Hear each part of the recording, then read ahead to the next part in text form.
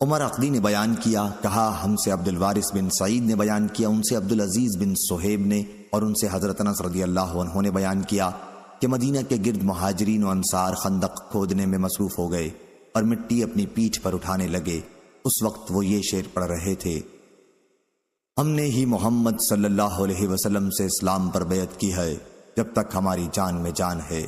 انہوں نے بیان کیا کہ اس پر نبی کریم صلی اللہ علیہ وسلم نے دعا کی، اے اللہ، خیر تو صرف آخرت ہی کی خیر ہے، پس انصار اور مہاجرین کو تو برکت عطا فرما۔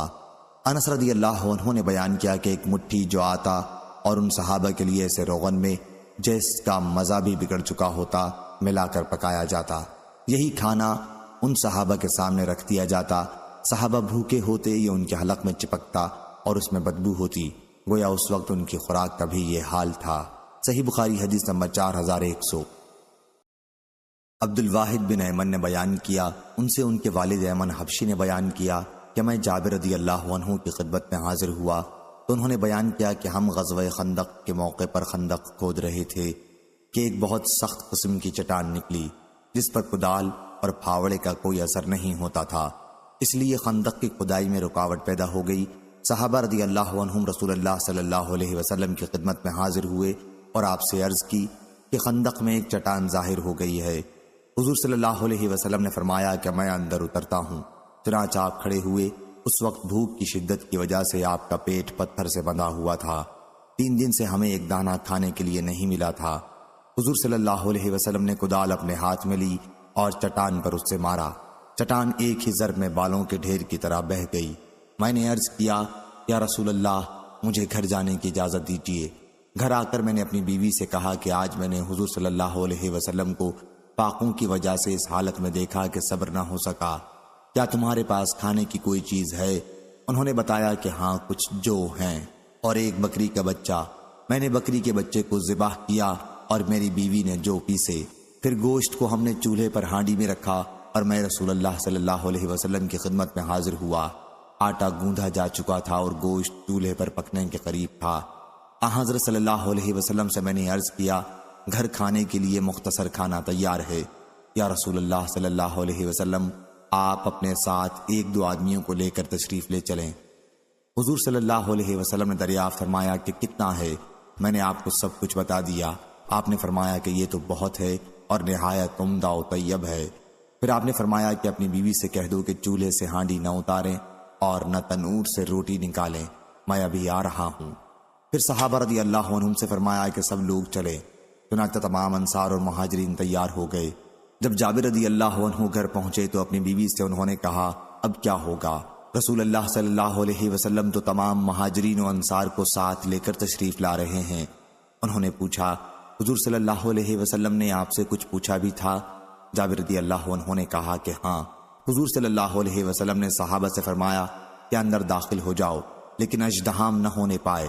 اس کے بعد حضور صلی اللہ علیہ وسلم روٹی کا چورا کرنے لگے اور گوشت اس پر ڈالنے لگے۔ ہانڈی اور تنور دونوں ڈھکے ہوئے تھے۔ حضور صلی اللہ علیہ وسلم نے اسے لیا اور صحابہ کے قریب کر دیا۔ پھر آپ نے گوشت اور روٹی نکالی۔ اس طرح آپ برابر روٹی چورا کرتے جاتے اور گوشت اس میں ڈالتے جاتے، یہاں تک کہ تمام صحابہ رضی اللہ عنہم شکم سیر ہو گئے اور کھانا بھی بچ گیا۔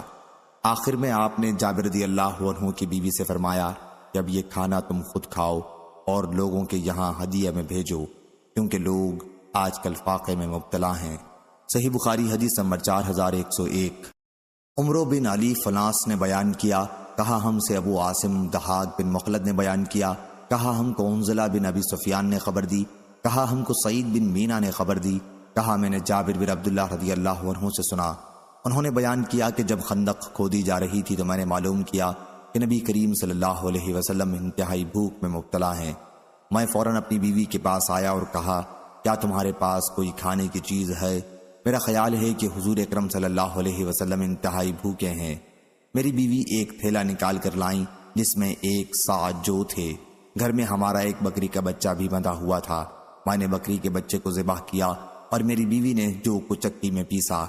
جب میں ذبح سے فارغ ہوا تو وہ بھی جو پیس چکی تھیں۔ میں نے گوشت کی بوٹیاں کر کے ہانڈی میں رکھ دیں اور حضور صلی اللہ علیہ وسلم کی خدمت میں حاضر ہوا۔ میری بیوی نے پہلے ہی تنبیہ کر دی تھی کہ حضور صلی اللہ علیہ وسلم اور آپ کے صحابہ کے سامنے مجھے شرمندہ نہ کرنا۔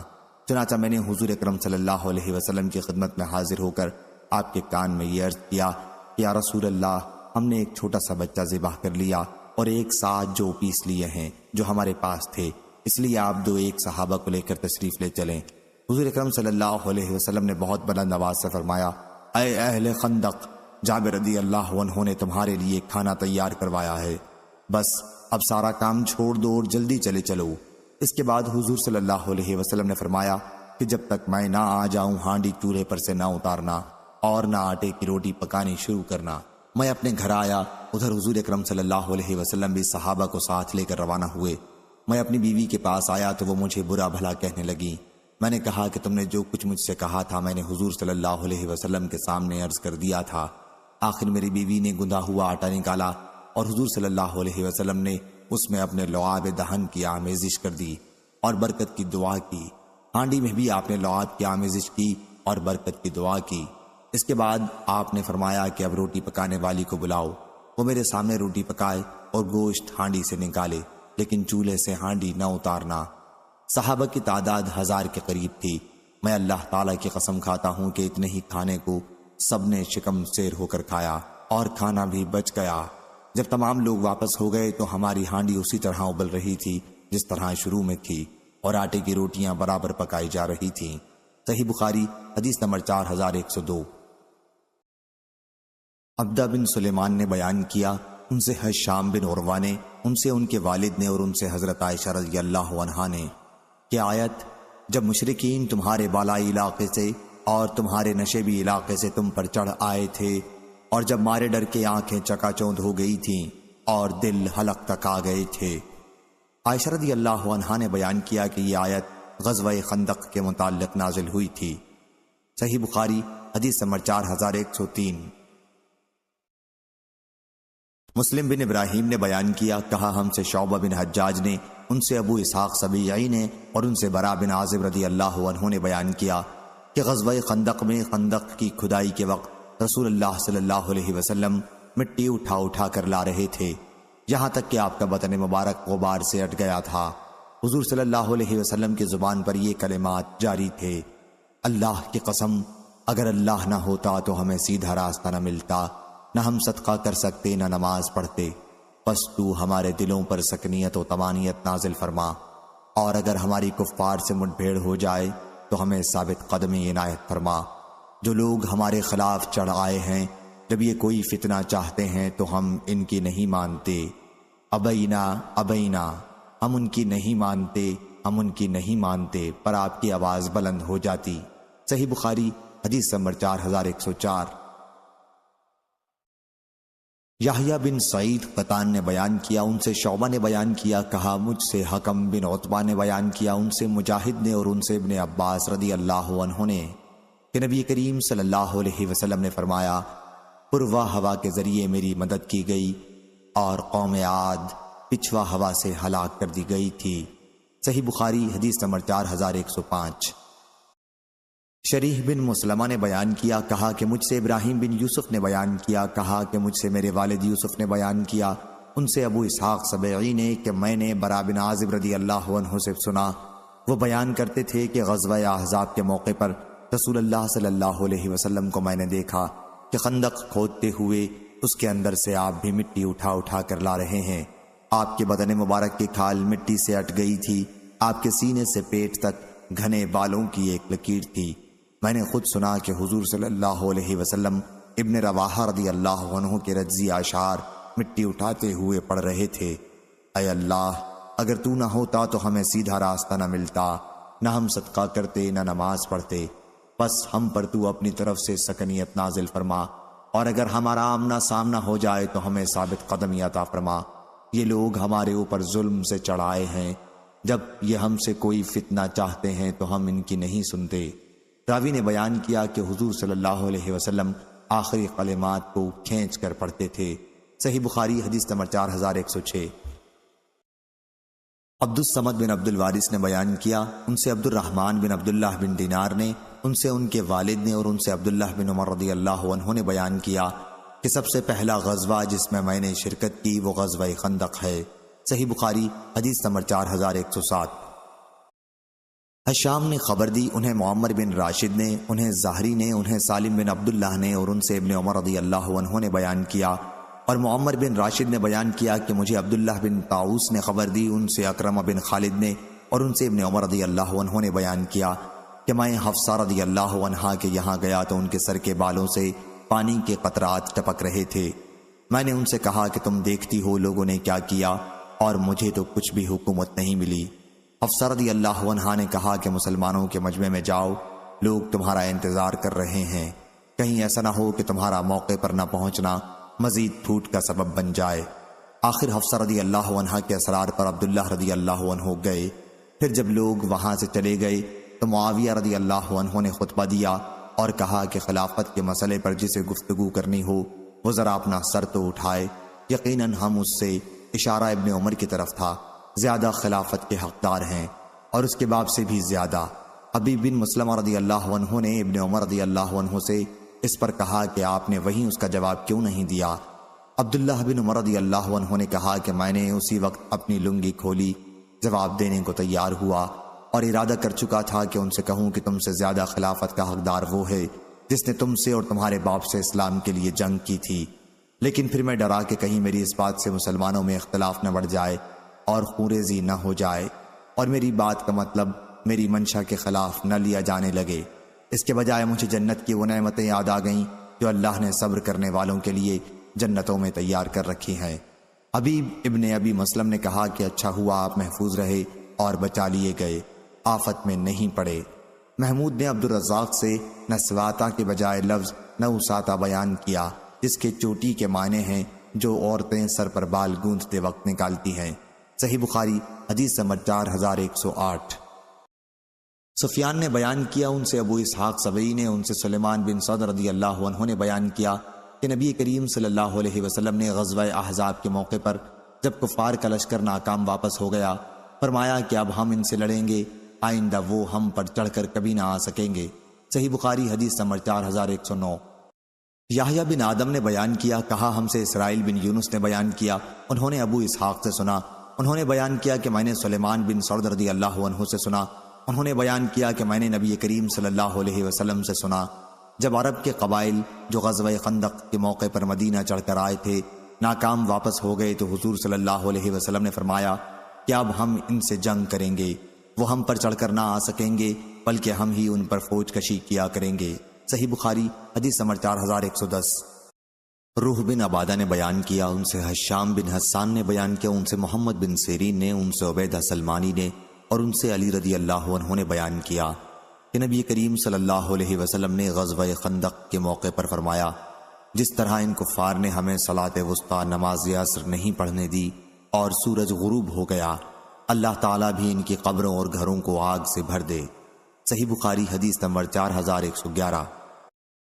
حشام بن حسان نے بیان کیا، ان سے یحییٰ بن ابی کثیر نے، ان سے ابو سلمہ بن عبد الرحمن نے، اور ان سے جابر رضی اللہ عنہ نے کہ حضرت عمر بن خطاب رضی اللہ عنہ غزوہ خندق کے موقع پر سورج غروب ہونے کے بعد لڑ کر واپس ہوئے۔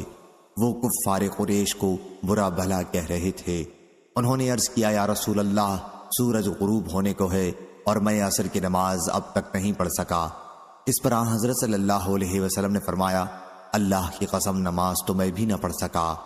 آخر ہم رسول اللہ صلی اللہ علیہ وسلم کے ساتھ وادی بطحان میں اترے۔ حضور صلی اللہ علیہ وسلم نے نماز کے لیے وضو کیا، ہم نے بھی وضو کیا، پھر عصر کی نماز سورج غروب ہونے کے بعد پڑھی اور اس کے بعد مغرب کی نماز پڑھی۔ صحیح بخاری حدیث نمبر 4112۔ سفیان سوری نے خبر دی، ان سے محمد بن منقدر نے بیان کیا اور انہوں نے جابر رضی اللہ عنہ سے سنا، وہ بیان کرتے تھے کہ غزوہ احزاب کے موقع پر نبی کریم صلی اللہ علیہ وسلم نے فرمایا، کفار کے لشکر کی خبریں کون لائے گا؟ زبیر رضی اللہ عنہ نے عرض کیا کہ میں تیار ہوں۔ پھر حضور صلی اللہ علیہ وسلم نے پوچھا، کفار کے لشکر کی خبریں کون لائے گا؟ اس مرتبہ بھی زبیر رضی اللہ عنہ نے کہا کہ میں۔ پھر حضور صلی اللہ علیہ وسلم نے تیسری مرتبہ کہا تو انہوں نے اس مرتبہ بھی اپنے آپ کو پیش کیا۔ اس پر حضور صلی اللہ علیہ وسلم نے فرمایا کہ ہر نبی کے حواری ہوتے ہیں اور میرے حواری زبیر رضی اللہ عنہ ہیں۔ صحیح بخاری حدیث نمبر 4113۔ لیث نے بیان کیا ان سے سعید بن ابی سعید نے، ان سے ان کے والد نے، اور ان سے ابو ہریرہ رضی اللہ عنہ نے کہ نبی کریم صلی اللہ علیہ وسلم فرمایا کرتے تھے، اللہ کے سوا کوئی معبود نہیں، وہ اکیلا ہے جس نے اپنے لشکر کو فتح دی، اپنے بندے کی مدد کی یعنی حضور اکرم صلی اللہ علیہ وسلم کی، اور احزاب یعنی افواج کفار کو تنہا بھگا دیا، بس اس کے بعد کوئی چیز اس کے مد مقابل نہیں ہو سکتی۔ صحیح بخاری حدیث نمبر 4114۔ عبدہ نے خبر دی ان سے اسماعیل بن ابی خالد نے بیان کیا کہ میں نے عبداللہ بن ابی اوفا رضی اللہ عنہ سے سنا، انہوں نے بیان کیا کہ نبی کریم صلی اللہ علیہ وسلم نے احزاب افواج کفار کے لیے غزوہ خندق کے موقع پر بد دعا کی کہ اے اللہ، کتاب کے نازل کرنے والے، جلدی حساب لینے والے کفار کے لشکر کو شکست دے، اے اللہ انہیں شکست دے، یا اللہ ان کی طاقت کو متزلزل کر دے۔ صحیح بخاری حدیث نمبر 4115۔ عبداللہ بن مبارک نے خبر دی، انہوں نے کہا ہم کو موسیٰ بن عقبہ نے خبر دی، انہیں سالم بن عبداللہ بن عمر اور نافع نے، اور ان سے حضرت عبداللہ بن عمر رضی اللہ عنہ نے بیان کیا کہ نبی کریم صلی اللہ علیہ وسلم جب غزوے، حج یا عمرے سے واپس آتے تو سب سے پہلے 3 مرتبہ اللہ اکبر کہتے، پھر یوں فرماتے، اللہ کے سوا کوئی معبود نہیں، بادشاہت اسی کے لیے ہے، حمد اسی کے لیے ہے، اور وہ ہر چیز پر قادر ہے۔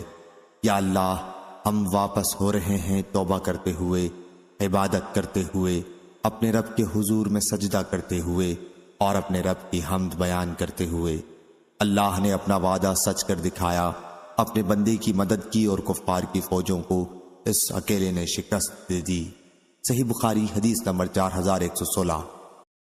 عبداللہ بن نمیر نے بیان کیا ان سے حشام بن عروہ نے، ان سے ان کے والد نے، اور ان سے حضرت عائشہ رضی اللہ عنہا نے بیان کیا کہ جو ہی نبی کریم صلی اللہ علیہ وسلم جنگ خندق سے مدینہ واپس ہوئے اور ہتھیار اتار کر غسل کیا تو جبرائیل علیہ السلام آپ کے پاس آئے اور کہا، آپ نے ابھی ہتھیار اتار دیے، خدا کی قسم ہم نے تو ابھی ہتھیار نہیں اتارے ہیں، چلیے ان پر حملہ کیجیے۔ حضور صلی اللہ علیہ وسلم نے دریافت فرمایا کہ کن پر؟ جبریل علیہ السلام نے کہا کہ ان پر، اور انہوں نے یہود کے قبیلہ بنو قریظہ کی طرف اشارہ کیا۔ چنانچہ حضور اکرم صلی اللہ علیہ وسلم نے بنو قریظہ پر چڑھائی کی۔ صحیح بخاری حدیث نمبر 4117۔ جریر بن حازم نے بیان کیا ان سے حمید بن ہلال نے، اور ان سے انس رضی اللہ عنہ نے بیان کیا کہ جیسے اب بھی وہ گرد و غبار میں دیکھ رہا ہوں جو جبرائیل علیہ السلام کے ساتھ سوار فرشتوں کی وجہ سے قبیلہ بنو غنم کی گلی میں اٹھا تھا جب رسول اللہ صلی اللہ علیہ وسلم بنو قریظہ کے خلاف چڑھ کر گئے تھے۔ صحیح بخاری حدیث نمبر 4118۔ محمد بن عبداللہ بن محمد بن اسما نے بیان کیا، کہا ہم سے جویریہ بن اسما نے بیان کیا، ان سے نافع نے، اور ان سے عبداللہ بن عمر رضی اللہ عنہ نے بیان کیا کہ غزوہ احزاب سے فارغ ہو کر رسول اللہ صلی اللہ علیہ وسلم نے فرمایا کہ تمام مسلمان عصر کی نماز بنو قریظہ تک پہنچنے کے بعد ہی ادا کریں۔ بعض حضرات کی عصر کا نماز کا وقت راستے ہی میں ہو گیا، ان میں سے کچھ صحابہ رضی اللہ عنہم نے تو کہا کہ ہم راستے میں نماز نہیں پڑھیں گے، کیونکہ حضور صلی اللہ علیہ وسلم نے بنو قریظہ میں نماز عصر پڑھنے کے لیے فرمایا ہے، اور بعض صحابہ رضی اللہ عنہم نے کہا کہ حضور صلی اللہ علیہ وسلم کے ارشاد کا منشا یہ نہیں تھا۔ بعد میں حضور صلی اللہ علیہ وسلم کے سامنے اس کا تذکرہ ہوا تو آپ نے کسی پر خفگی نہیں فرمائی۔ صحیح بخاری حدیث نمبر 4119۔ معتمر بن سلیمان نے بیان کیا، دوسری سند امام بخاری رحمہ اللہ فرماتے ہیں، اور مجھ سے خلیفہ بن خیاط نے بیان کیا، کہا ہم سے معتمر بن سلیمان نے بیان کیا کہ میں نے اپنے والد سے سنا، اور ان سے انس رضی اللہ عنہ نے بیان کیا کہ بطور ہدیہ صحابہ رضی اللہ عنہم اپنے باغ میں سے نبی کریم صلی اللہ علیہ وسلم کے لیے چند کھجور کے درخت مقرر کر دیتے تھے، یہاں تک کہ بنو قریظہ اور بنو نذیر کے قبائل فتح ہو گئے تو حضور صلی اللہ علیہ وسلم نے ان ہدایہ کو واپس کر دیا۔ میرے گھر والوں نے بھی مجھے اس کھجور کو تمام کی تمام یا اس کا کچھ حصہ لینے کے لیے حضور صلی اللہ علیہ وسلم کی خدمت میں بھیجا۔ حضور صلی اللہ علیہ وسلم نے وہ کھجور ام ایمن کو دے دی تھی، اتنے میں وہ بھی آ گئیں اور کپڑا میری گردن میں ڈال کر کہنے لگیں، قطعاً نہیں، اس ذات کی قسم جس کے سوا کوئی معبود نہیں، یہ پھل تمہیں نہیں ملیں گے، یہ حضور صلی اللہ علیہ وسلم مجھے عنایت فرما چکے ہیں، یا اسی طرح کے الفاظ انہوں نے بیان کیے۔ اس پر حضور صلی اللہ علیہ وسلم نے ان سے فرمایا کہ تم مجھ سے اس کے بدلے میں اتنے لے لو اور ان کا مال انہیں واپس کر دو، لیکن وہ اب بھی یہی کہے جا رہی تھیں کہ قطعاً نہیں، خدا کی قسم، یہاں تک کہ حضور نے انہیں، میرا خیال ہے کہ انس نے بیان کیا کہ اس کا 10 گنا دینے کا وعدہ فرمایا، پھر انہوں نے مجھے چھوڑ دیا، یا اسی طرح کے الفاظ انس رضی اللہ عنہ نے بیان کیے۔ صحیح بخاری حدیث نمبر 4120۔ محمد بن بشار نے بیان کیا، کہا ہم سے غندر نے، ان سے شعبہ نے، ان سے سعد بن ابراہیم نے، انہوں نے ابو امامہ سے سنا، انہوں نے کہا کہ میں نے ابو سعید خدری رضی اللہ عنہ سے سنا، انہوں نے بیان کیا کہ بنو قریظہ نے سعد بن معاذ رضی اللہ عنہ کو ثالث مان کر ہتھیار ڈال دیے، تو رسول اللہ صلی اللہ علیہ وسلم نے انہیں بلانے کے لیے آدمی بھیجا، وہ گدھے پر سوار ہو کر آئے، جب اس جگہ کے قریب آئے جسے حضور صلی اللہ علیہ وسلم نے نماز پڑھنے کے لیے منتخب کر رکھا تھا، تو حضور صلی اللہ علیہ وسلم نے انصار سے فرمایا کہ اپنے سردار کے لینے کے لیے کھڑے ہو جاؤ، یا حضور صلی اللہ علیہ وسلم نے یوں فرمایا، اپنے سے بہتر لیڈر کے لیے کھڑے ہو جاؤ۔ اس کے بعد آپ نے ان سے فرمایا کہ بنو قریظہ نے تم کو ثالث مان کر ہتھیار ڈال دیے ہیں، چنانچہ سعد رضی اللہ عنہ نے یہ فیصلہ کیا کہ جتنے لوگ ان میں جنگ کے قابل ہیں انہیں قتل کر دیا جائے اور ان کے بچوں اور عورتوں کو قیدی بنا لیا جائے۔ حضور صلی اللہ علیہ وسلم نے اس پر فرمایا کہ تم نے اللہ کے فیصلے کے مطابق فیصلہ کیا، یا یہ فرمایا کہ جیسے بادشاہ یعنی خدا کا حکم تھا۔ صحیح بخاری حدیث نمبر 4121۔ عبداللہ بن نمیر نے بیان کیا، ان سے حشام بن عروہ نے بیان کیا، ان سے ان کے والد نے اور ان سے عائشہ رضی اللہ عنہا نے بیان کیا کہ غزوہ خندق کے موقع پر سعد رضی اللہ عنہ زخمی ہو گئے تھے۔ قریش کے ایک کافر شخص حبان بن عرقہ نامی نے ان پر تیر چلایا تھا اور وہ ان کے بازو کی رگ میں آ کے لگا تھا۔ نبی کریم صلی اللہ علیہ وسلم نے ان کے لیے مسجد میں ایک ڈیرا لگا دیا تھا تاکہ قریب سے ان کی عیادت کرتے رہیں۔ پھر جب آپ غزوہ خندق سے واپس ہوئے اور ہتھیار رکھ کر غسل کیا تو جبریل علیہ السلام آپ کے پاس آئے، وہ اپنے سر سے غبار جھاڑ رہے تھے۔ انہوں نے حضور صلی اللہ علیہ وسلم سے کہا، آپ نے ہتھیار رکھ دیے ہیں، خدا کی قسم ابھی میں نے ہتھیار نہیں اتارے ہیں، آپ کو ان پر فوج کشی کرنی چاہیے، آپ کو ان پر فوج کشی کرنی ہے۔ حضور صلی اللہ علیہ وسلم نے دریافت فرمایا کہ کن پر؟ تو انہوں نے بنو قریظہ کی طرف اشارہ کیا۔ حضرت صلی اللہ علیہ وسلم بنو قریظہ تک پہنچے اور انہوں نے اسلامی لشکر کے 15 دن کے سخت محاصرے کے بعد سعد بن معاذ رضی اللہ عنہ کو ثالث مان کر ہتھیار ڈال دیے۔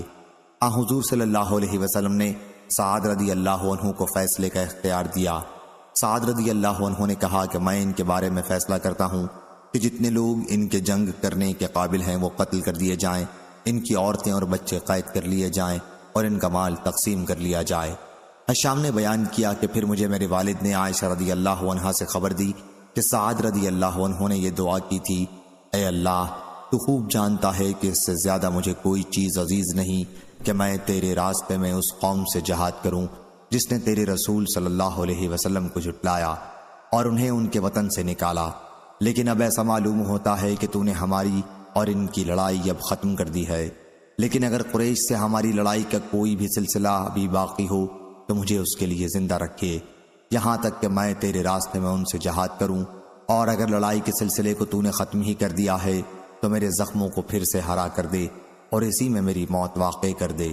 اس دعا کے بعد سینے پر ان کا زخم پھر سے تازہ ہو گیا۔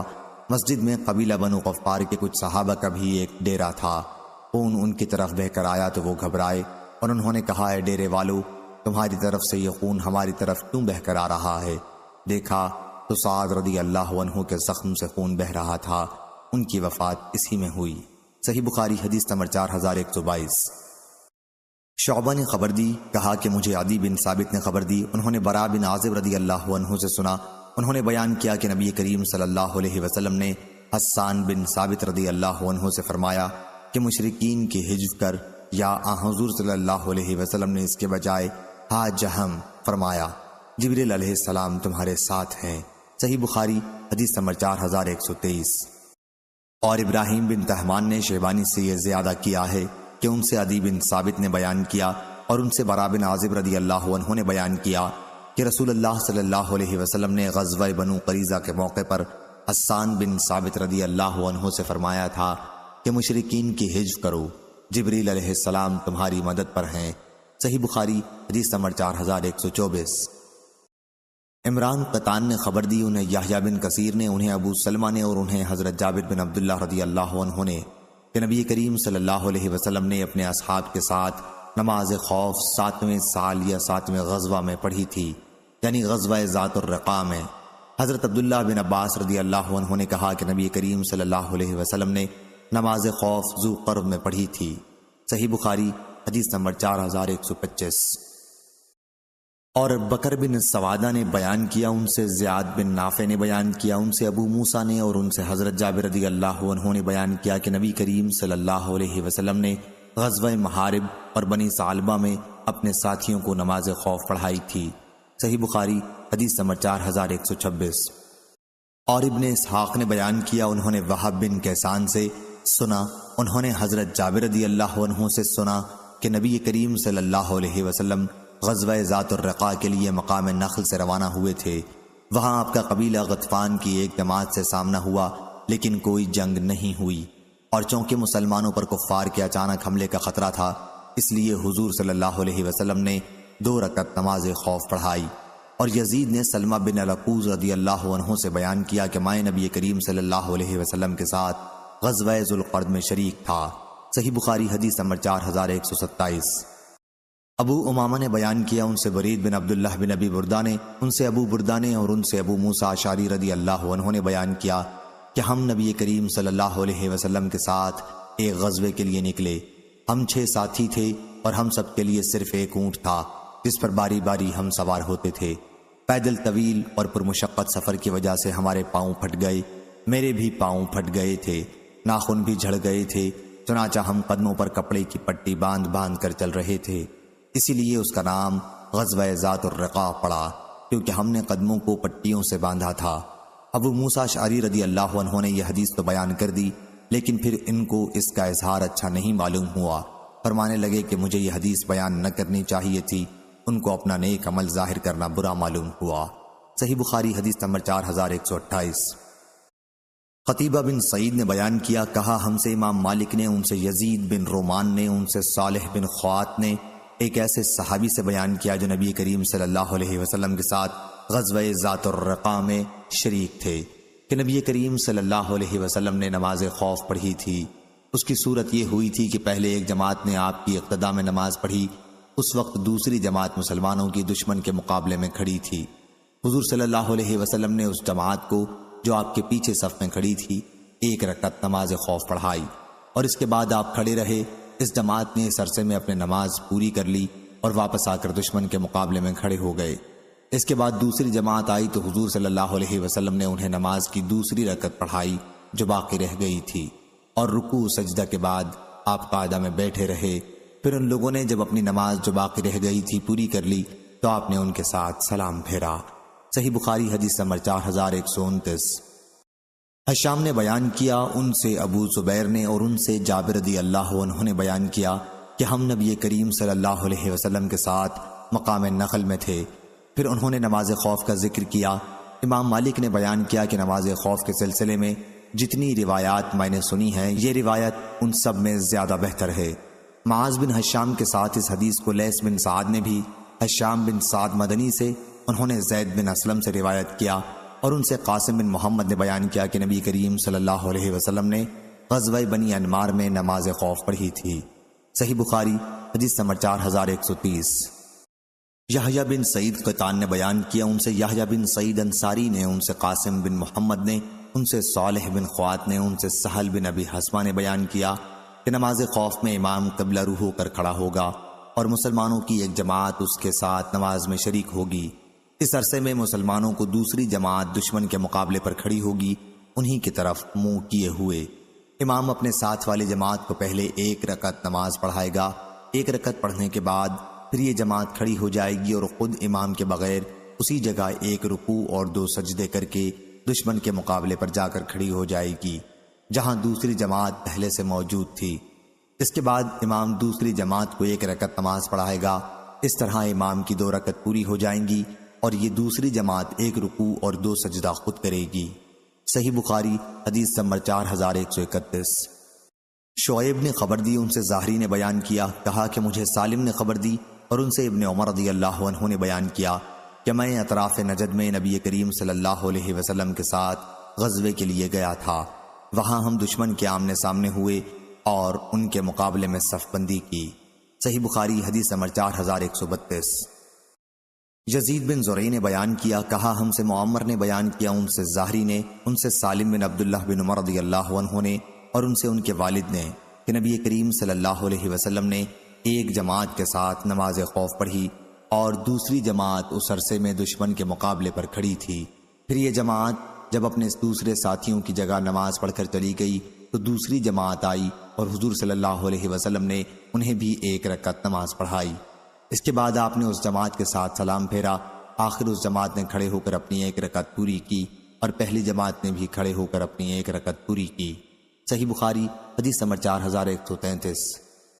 شعیب نے بیان کیا، ان سے زہری نے بیان کیا، ان سے سنان اور ابو سلمہ نے بیان کیا، اور انہیں جابر رضی اللہ عنہ نے خبر دی کہ وہ نبی کریم صلی اللہ علیہ وسلم کے ساتھ اطراف نجد میں لڑائی کے لیے گئے تھے۔ صحیح بخاری حدیث نمبر 4134۔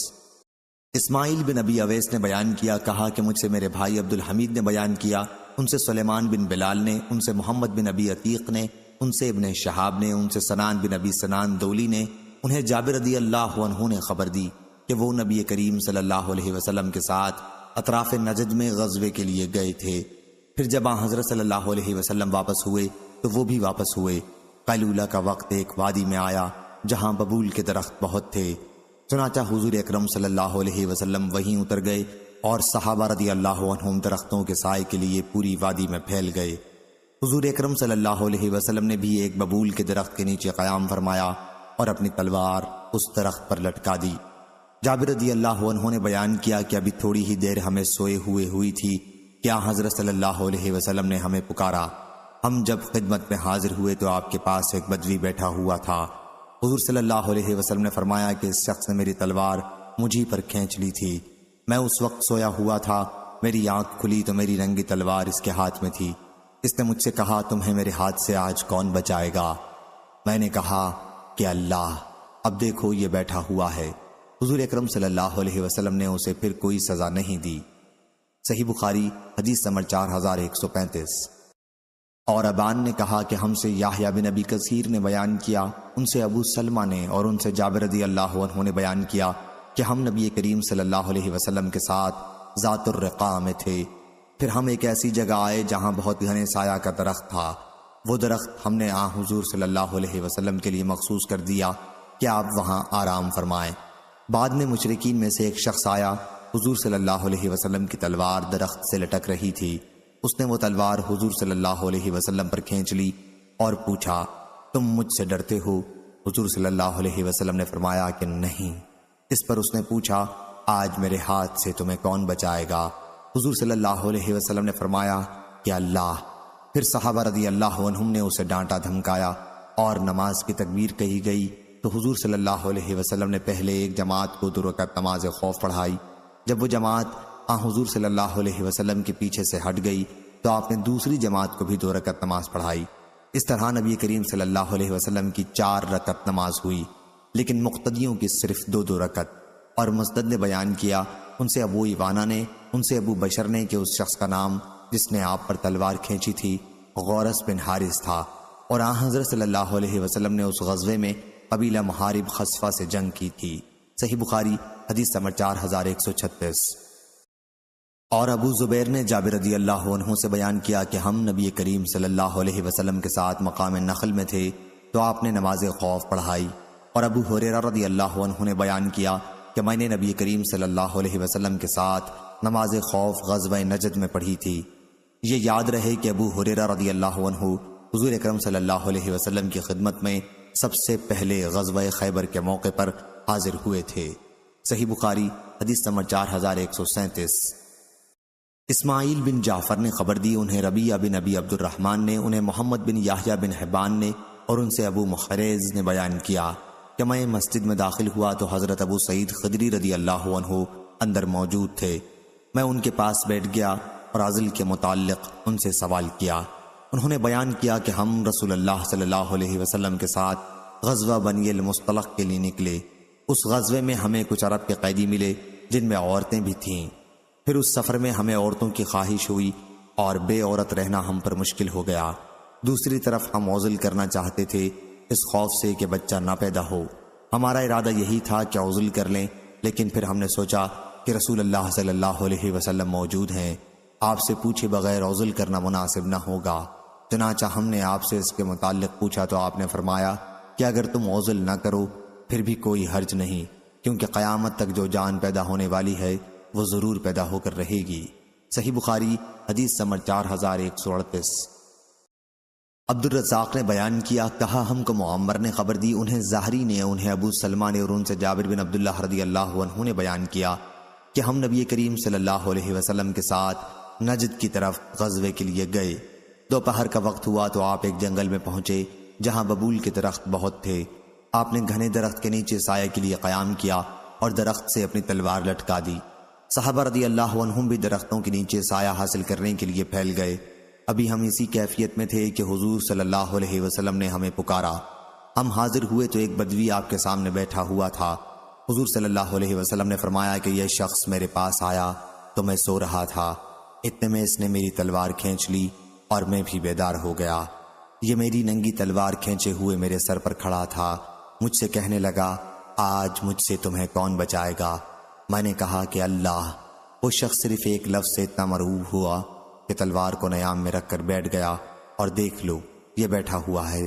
حضور صلی اللہ علیہ وسلم نے اسے کوئی سزا نہیں دی۔ صحیح بخاری حدیث نمبر 4139۔ آدم ابن ایاس نے بیان کیا، کہا ہم سے ابن ابی ذئب نے بیان کیا، ان سے عثمان بن عبداللہ بن سراقہ نے بیان کیا، اور ان سے جابر بن عبداللہ انصاری رضی اللہ عنہ نے بیان کیا کہ میں نے نبی کریم صلی اللہ علیہ وسلم کو غزوہ انمار میں دیکھا کہ نفل نماز آپ اپنی سواری پر مشرق کی طرف منہ کیے ہوئے پڑھ رہے تھے۔ صحیح بخاری حدیث نمبر 4140۔ زہری نے بیان کیا، کہا کہ مجھ سے خلیفہ ولید بن عبد الملک نے پوچھا، کیا تم کو معلوم ہے کہ حضرت علی رضی اللہ عنہ بھی عائشہ رضی اللہ عنہا پر تہمت لگانے والوں میں تھے؟ میں نے کہا نہیں، البتہ تمہاری قوم قریش کے دو آدمیوں ابو سلمہ بن عبد الرحمن اور ابو بکر بن عبد الرحمن بن حارث نے مجھے خبر دی کہ عائشہ رضی اللہ عنہا نے ان سے کہا کہ علی رضی اللہ عنہ ان کے معاملے میں خاموش تھے۔ پھر لوگوں نے حشام بن یوسف یا زہری سے دوبارہ پوچھا، انہوں نے یہی کہا، مسلمہ اس میں شک نہ کیا، مسیح اس کا لفظ نہیں کہا اور علیہ کا لفظ زیادہ کیا، یعنی زہری نے ولید کو اور کچھ جواب نہیں دیا، اور پرانے نسخے میں مسلمہ کا لفظ تھا۔ صحیح بخاری حدیث نمبر 4142۔ مسروق بن اجدہ نے بیان کیا، کہا کہ مجھ سے ام رومان رضی اللہ عنہا نے بیان کیا، وہ عائشہ رضی اللہ عنہا کی والدہ ہیں۔ انہوں نے بیان کیا کہ میں اور عائشہ رضی اللہ عنہا بیٹھی ہوئی تھی کہ ایک انصاری خاتون آئیں اور کہنے لگی کہ اللہ فلاں فلاں کو تباہ کرے۔ ام رومان نے پوچھا کہ کیا بات ہے؟ انہوں نے کہا کہ میرا لڑکا بھی ان لوگوں کے ساتھ شریک ہو گیا ہے جنہوں نے اس طرح کی بات کی ہے۔ ام رومان رضی اللہ عنہا نے پوچھا کہ آخر بات کیا ہے؟ اس پر انہوں نے تہمت لگانے والوں کی باتیں نقل کر دیں۔ عائشہ رضی اللہ عنہا نے پوچھا کہ یا رسول اللہ صلی اللہ علیہ وسلم نے یہ باتیں سنی ہیں؟ انہوں نے بیان کیا کہ ہاں۔ انہوں نے پوچھا اور ابو بکر رضی اللہ عنہ نے بھی؟ انہوں نے کہا کہ ہاں انہوں نے بھی۔ یہ سنتے ہی وہ غش کھا کر گر پڑی، اور جب ہوش آیا تو جاڑے کے ساتھ بخار چڑھا ہوا تھا۔ میں نے ان پر ان کے کپڑے ڈال دیے اور اچھی طرح ڈھک دیا۔ اس کے بعد رسول اللہ صلی اللہ علیہ وسلم تشریف لائے اور دریافت فرمایا کہ انہیں کیا ہوا ہے۔ میں نے عرض کیا یا رسول اللہ جاڑے کے ساتھ بخار چڑھ گیا ہے۔ حضور صلی اللہ علیہ وسلم نے فرمایا غالباً اس نے اس طوفان کی بات سن پائی ہے۔ ام رومان رضی اللہ عنہا نے کہا کہ جی ہاں۔ پھر عائشہ رضی اللہ عنہا نے بیٹھ کر کہا کہ خدا کی قسم، اگر میں قسم کھاؤں کہ میں بے گناہ ہوں تو آپ لوگ میری تصدیق نہیں کریں گے، اور اگر کچھ کہوں تب بھی میرا عذر نہیں سنیں گے۔ میری اور آپ لوگوں کی یعقوب علیہ السلام اور ان کے بیٹوں جیسی کہاوت ہے کہ انہوں نے کہا تھا واللہ المستعان علی ما تصفون، یعنی اللہ ان باتوں پر جو تم بناتے ہو مدد کرنے والا ہے۔ ام رومان رضی اللہ عنہا نے کہا حضرت صلی اللہ علیہ وسلم حضرت عائشہ رضی اللہ عنہا کی یہ تقریر سن کر لوٹ گئے، کچھ جواب نہیں دیا۔ چنانچہ اللہ تعالیٰ نے خود ان کی تلافی نازل کی وہ آن حضرت صلی اللہ علیہ وسلم سے کہنے لگی بس میں اللہ ہی کا شکر ادا کرتی ہوں، نہ تمہارا نہ کسی اور کا۔ صحیح بخاری حدیث نمبر 4143۔ وکی نے بیان کیا ان سے نافع بن عمر نے، ان سے ابن ابی ملیکہ نے کہ عائشہ رضی اللہ عنہا سورہ نور کی آیت میں قرأت اذ تلقونہ باللسنتکم کرتی تھیں، اور اس کی تفسیر میں فرماتی تھیں اولق جھوٹ کے معنی میں ہے۔ ابن ابی ملیکہ نے بیان کیا حضرت عائشہ رضی اللہ عنہا ان آیتوں کو اوروں سے زیادہ جانتی تھیں کیونکہ وہ خاص انہی کے باب میں اتری تھیں۔ صحیح بخاری حدیث نمبر 4144۔ عبدہ بن سلیمان نے بیان کیا ان سے حشام نے، ان سے ان کے والد نے بیان کیا کہ میں عائشہ رضی اللہ عنہا کے سامنے حسان بن ثابت رضی اللہ عنہ کو برا کہنے لگا تو انہوں نے کہا کہ انہیں برا نہ کہو، کیونکہ وہ رسول اللہ صلی اللہ علیہ وسلم کی طرف سے کفار کو جواب دیتے تھے۔ اور حضرت عائشہ رضی اللہ عنہا نے بیان کیا کہ انہوں نے حضور اکرم صلی اللہ علیہ وسلم سے مشرکین قریش کی حجو کہنے کی اجازت چاہی تو آپ نے فرمایا کہ پھر میرے نسب کا کیا ہوگا؟ حسان رضی اللہ عنہ نے کہا کہ میں آپ کو ان سے اس طرح الگ کر لوں گا جیسے بال گندھے ہوئے آٹے سے کھینچ لیا جاتا ہے۔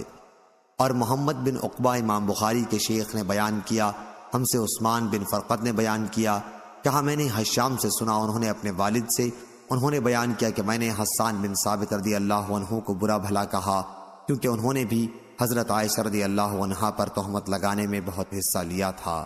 صحیح بخاری حدیث نمبر 4145۔ مسروق نے بیان کیا کہ ہم عائشہ رضی اللہ عنہا کی خدمت میں حاضر ہوئے تو ان کے یہاں حسان بن ثابت رضی اللہ عنہ موجود تھے اور ام المومنین رضی اللہ عنہا کو اپنے اشعار سنا رہے تھے۔ ایک شعر تھا جس کا ترجمہ یہ ہے، وہ سنجیدہ اور پاک دامن ہے جس پر کبھی تہمت نہیں لگائی گئی، وہ ہر صبح بھوکی ہو کر نادان بہنوں کا گوشت نہیں کھاتی۔ اس پر عائشہ رضی اللہ عنہا نے کہا لیکن تم تو ایسے نہیں ثابت ہوئے۔ مسروق نے بیان کیا کہ پھر میں نے عائشہ رضی اللہ عنہا سے عرض کیا آپ انہیں اپنے یہاں آنے کی اجازت کیوں دیتی ہیں جبکہ اللہ تعالیٰ ان کے متعلق فرما چکا ہے کہ اور ان میں وہ شخص جو تہمت لگانے میں سب سے زیادہ ذمہ دار ہے اس کے لیے بڑا عذاب ہوگا۔ اس پر ام المومنین نے فرمایا کہ نابینا ہو جانے سے سخت اور کیا عذاب ہوگا۔ حسان رضی اللہ عنہ کی بصارت آخر عمر میں چلی گئی تھی۔ عائشہ رضی اللہ عنہا نے ان سے کہا کہ حسان رضی اللہ عنہ رسول اللہ صلی اللہ علیہ وسلم کی حمایت کیا کرتے تھے۔ صحیح بخاری حدیث نمبر 4146۔ صالح بن کیسان نے بیان کیا ان سے عبید اللہ بن عبداللہ نے اور ان سے زید بن خالد رضی اللہ عنہ نے بیان کیا کہ حدیبیہ کے سال ہم رسول اللہ صلی اللہ علیہ وسلم کے ساتھ نکلے تو ایک دن رات میں بارش ہوئی۔ حضور صلی اللہ علیہ وسلم نے صبح کی نماز پڑھانے کے بعد ہم سے خطاب کیا اور دریافت فرمایا معلوم ہے تمہارے رب نے کیا کہا؟ ہم نے عرض کی کہ اللہ اور اس کے رسول کو زیادہ علم ہے۔ آپ نے فرمایا کہ اللہ تعالیٰ فرماتا ہے صبح ہوئی تو میرے کچھ بندوں نے اس حالت میں صبح کی کہ ان کا ایمان مجھ پر تھا اور کچھ نے اس حالت میں صبح کی کہ وہ میرا انکار کیے ہوئے تھے۔ تو جس نے کہا کہ ہم پر یہ بارش اللہ کے رزق، اللہ کی رحمت اور اللہ کے فضل سے ہوئی ہے تو وہ مجھ پر ایمان لانے والا ہے اور ستاروں کا انکار کرنے والا ہے، اور جو شخص یہ کہتا ہے کہ یہ بارش فلاں ستارے کی تاثیر سے ہوئی ہے تو وہ ستاروں پر ایمان لانے والا اور میرے ساتھ کفر کرنے والا ہے۔ صحیح بخاری حدیث نمبر 4147۔ انس بن مالک رضی اللہ عنہ نے خبر دی کہ رسول اللہ صلی اللہ علیہ وسلم نے 4 عمرے کیے اور سوائے اس عمرے کے جو آپ نے حج کے ساتھ کیا تمام عمرے ذی قعدہ کے مہینے میں کیے۔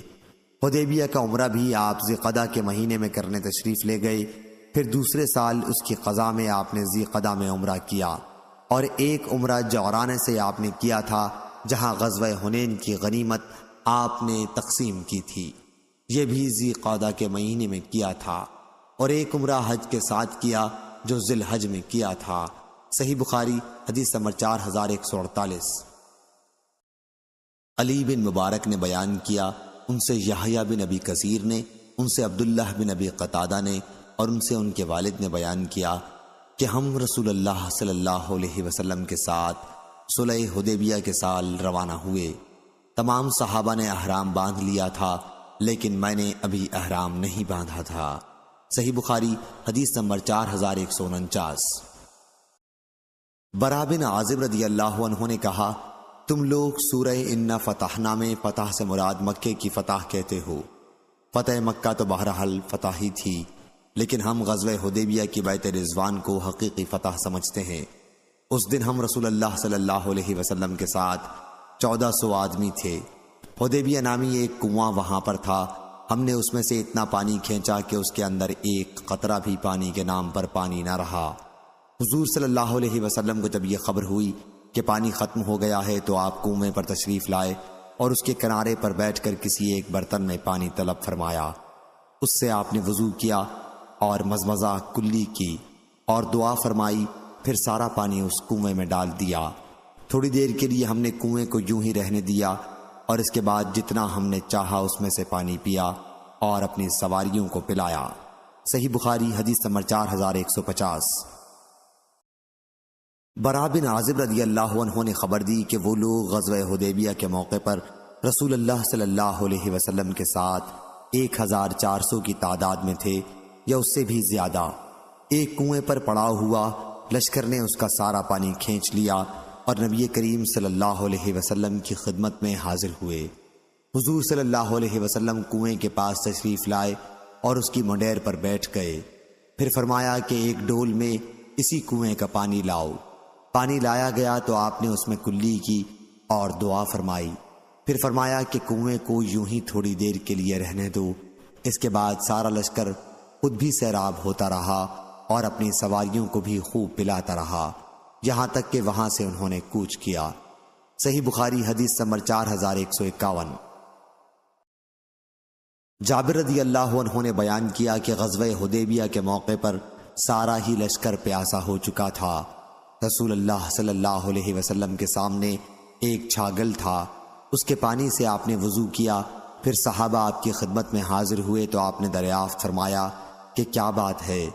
صحابہ بولے کہ یا رسول اللہ، ہمارے پاس اب پانی نہیں رہا، نہ وضو کرنے کے لیے اور نہ پینے کے لیے، سوائے اس پانی کے جو آپ کے برتن میں موجود ہے۔ بیان کیا کہ پھر حضور اکرم صلی اللہ علیہ وسلم نے اپنا ہاتھ اس برتن پر رکھا اور پانی آپ کی انگلیوں کے درمیان سے چشمے کی طرح پھوٹ پھوٹ کر ابلنے لگا۔ راوی نے بیان کیا کہ پھر ہم نے پانی پیا بھی اور وضو بھی کیا۔ سالم کہتے ہیں کہ میں نے جابر رضی اللہ عنہ سے پوچھا کہ آپ لوگ کتنی تعداد میں تھے؟ انہوں نے بتلایا کہ اگر ہم 1,00,000 بھی ہوتے تو پانی کافی ہو جاتا۔ ویسے اس وقت ہماری تعداد 1500 تھی۔ صحیح بخاری حدیث نمبر 4152۔ جابر رضی اللہ عنہ کہا کرتے تھے کہ حدیبیہ کی صلح کے موقع پر صحابہ کی تعداد 1400 تھی۔ اس پر حضرت سعید بن مسیب نے بیان کیا کہ مجھ سے جابر رضی اللہ عنہ نے یہ کہا تھا کہ اس موقع پر 1500 صحابہ موجود تھے۔ چنانچہ نبی کریم صلی اللہ علیہ وسلم سے حدیبیہ میں بیعت کی تھی۔ ابو داؤد طیالسی نے بیان کیا، ہم سے قرہ بن خالد نے بیان کیا، ان سے قتادہ نے اور محمد بن بشار نے بھی ابو داؤد طیالسی کے ساتھ اسی کو روایت کیا ہے۔ صحیح بخاری حدیث نمبر 4153۔ عمرو بن دینار نے بیان کیا، انہوں نے کہا کہ میں نے جابر بن عبداللہ رضی اللہ عنہ سے سنا، انہوں نے بیان کیا کہ ہم سے رسول اللہ صلی اللہ علیہ وسلم نے غزوہ حدیبیہ کے موقع پر فرمایا تھا کہ تم لوگ تمام زمین والوں میں سب سے بہتر ہو۔ ہماری تعداد اس موقع پر 1400 تھی۔ اگر آج میری آنکھوں میں بینائی ہوتی تو میں اس درخت کا مقام بتاتا۔ اس روایت کے مطابق عامش نے کی، ان سے سالم نے سنا اور انہوں نے جابر سے سنا کہ 1400 صحابہ غزوہ حدیبیہ میں تھے۔ صحیح بخاری حدیث نمبر 4154۔ شعبہ نے بیان کیا، ان سے عمرو بن مرہ نے، ان سے عبداللہ بن ابی اوفا رضی اللہ عنہ نے بیان کیا کہ درخت والوں بیعت رضوان کرنے والوں کی تعداد 1300 تھی۔ قبیلہ اسلم مہاجرین کا 8واں حصہ تھے۔ اس روایت کے مطابق محمد بن بشار نے کی، ان سے ابو داؤد طیالسی نے بیان کیا اور ان سے شعبہ نے۔ صحیح بخاری حدیث نمبر 4155۔ قیس بن ابی حازم نے مرداس اسلمی رضی اللہ عنہ سے سنا، وہ اصحاب شجرہ غزوہ حدیبیہ میں شریک ہونے والوں میں سے تھے۔ وہ بیان کرتے تھے کہ پہلے صالحین قبض کیے جائیں گے، جو زیادہ صالح ہوگا اس کی روح سب سے پہلے، اور جو اس کے بعد کے درجے کا ہوگا اس کے بعد، پھر ردی اور بیکار کھجور اور جو کی طرح بیکار لوگ باقی رہ جائیں گے جن کے اللہ کے نزدیک کوئی قدر نہیں ہوگی۔ صحیح بخاری حدیث نمبر 4156۔ خلیفہ مروان اور مسعود بن مخرمہ نے بیان کیا کہ نبی کریم صلی اللہ علیہ وسلم صلح حدیبیہ کے موقع پر تقریباً 1000 صحابہ رضی اللہ عنہم کو ساتھ لے کر روانہ ہوئے۔ جب آپ ذوالحلیفہ پہنچے تو آپ نے قربانی کی، جانور کو ہار پہنایا اور ان پر نشان لگایا اور عمرے کا احرام باندھا۔ میں نہیں شمار کر سکتا کہ میں نے یہ حدیث سفیان بن یسار سے کتنی دفعہ سنی، اور ایک مرتبہ یہ بھی سنا کہ وہ بیان کر رہے تھے کہ مجھے ظہری سے نشان لگانے اور قلاوہ پہنانے کے متعلق یاد نہیں رہا، اس لیے میں نہیں جانتا اس سے ان کی مراد صرف نشان لگانے اور قلاوہ پہنانے سے تھی یا پوری حدیث سے تھی۔ صحیح بخاری حدیث نمبر 4157، 4158۔ عبد الرحمن بن ابی لیلہ نے بیان کیا اور ان سے کعب بن عجرہ رضی اللہ عنہ نے کہ رسول اللہ صلی اللہ علیہ وسلم نے انہیں دیکھا کہ جوئیں ان کے چہرے پر گر رہی ہیں، تو آپ نے دریافت فرمایا کہ کیا اس سے تمہیں تکلیف ہوتی ہے؟ وہ بولے کہ جی ہاں۔ اس پر حضور صلی اللہ علیہ وسلم نے انہیں سر منڈوانے کا حکم دیا۔ آپ اس وقت حدیبیہ میں تھے، عمرے کے لیے احرام باندھے ہوئے، اور ان کو یہ معلوم نہیں ہوا تھا کہ وہ عمرے سے روکے جائیں گے۔ حدیبیہ ہی میں ان کو احرام کھول دینا پڑے گا، بلکہ ان کی تو یہ آرزو تھی کہ مکے میں کسی طرح داخل ہوا جائے۔ پھر اللہ تعالیٰ نے فدیے کا حکم نازل فرمایا، یعنی احرام کی حالت میں سر منڈانے وغیرہ پر۔ اس وقت حضور صلی اللہ علیہ وسلم نے کعب کو حکم دیا کہ 1 فرق اناج 4 مسکینوں کو کھانا کھلا دیں، 1 فرق اناج 6 مسکینوں کو کھلا دیں، یا 1 بکری قربانی کریں، یا 3 دن روزے رکھیں۔ صحیح بخاری حدیث نمبر 4159۔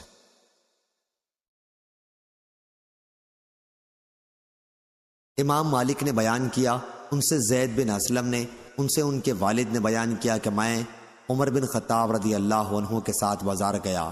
حضرت عمر رضی اللہ عنہ سے ایک نوجوان عورت نے ملاقات کی اور عرض کی کہ یا امیر المومنین، میرے شوہر کی وفات ہو گئی ہے اور چند چھوٹی چھوٹی بچیاں چھوڑ گئے ہیں۔ خدا کی قسم کہ اب نہ ان کے پاس بکری کے پائے ہیں کہ ان کو پکا لیں، نہ کھیتی ہے، نہ دودھ کے جانور ہیں۔ مجھے ڈر ہے کہ وہ فقر و فاقہ سے ہلاک نہ ہو جائیں۔ میں خفاف بن ایمہ غفاری رضی اللہ عنہ کی بیٹی ہوں۔ میرے والد حضرت صلی اللہ علیہ وسلم کے ساتھ غزوہ حدیبیہ میں شریک تھے۔ یہ سن کر حضرت عمر رضی اللہ عنہ ان کے پاس تھوڑی دیر کے لیے کھڑے ہو گئے، آگے نہیں بڑھے۔ پھر فرمایا مرحبا، تمہارا خاندانی تعلق تو بہت قریبی ہے۔ پھر آپ ایک بہت قوی اونٹ کی طرف مڑے جو گھر میں بندھا ہوا تھا، اور اس پر 2 بورے غلے سے بھرے ہوئے رکھ دیے۔ ان دونوں بوروں کے درمیان روپیہ اور دوسری ضرورت کی چیزیں اور کپڑے رکھ دیے، اور اس کی نکیل ان کے ہاتھ میں تھما کر فرمایا کہ اسے لے جا، یہ ختم نہ ہوگا، اس سے پہلے ہی اللہ تعالیٰ تمہیں پھر اس سے بہتر دے گا۔ ایک صاحب نے اس پر کہا یا امیر المومنین، آپ نے اسے بہت دے دیا۔ حضرت عمر رضی اللہ عنہ نے کہا تیری ماں تجھے روئے، خدا کی قسم اس عورت کے والد اور اس کے بھائی جیسے اب بھی میری نظروں کے سامنے ہیں کہ ایک مدت تک ایک قلعے کے محاصرے میں وہ شریک رہے، آخر اسے فتح کر لیا۔ پھر ہم سب کو ان دونوں کا حصہ مال غنیمت سے وصول کر رہے تھے۔ صحیح بخاری حدیث نمبر 4160، 4161۔ مسیب بن حزن رضی اللہ عنہ نے بیان کیا کہ میں نے وہ درخت دیکھا تھا، لیکن پھر بعد میں جب میں آیا تو میں اسے پہچان نہیں سکا۔ محمود نے بیان کیا کہ پھر بعد میں وہ درخت مجھے یاد نہیں رہا تھا۔ صحیح بخاری حدیث نمبر 4162۔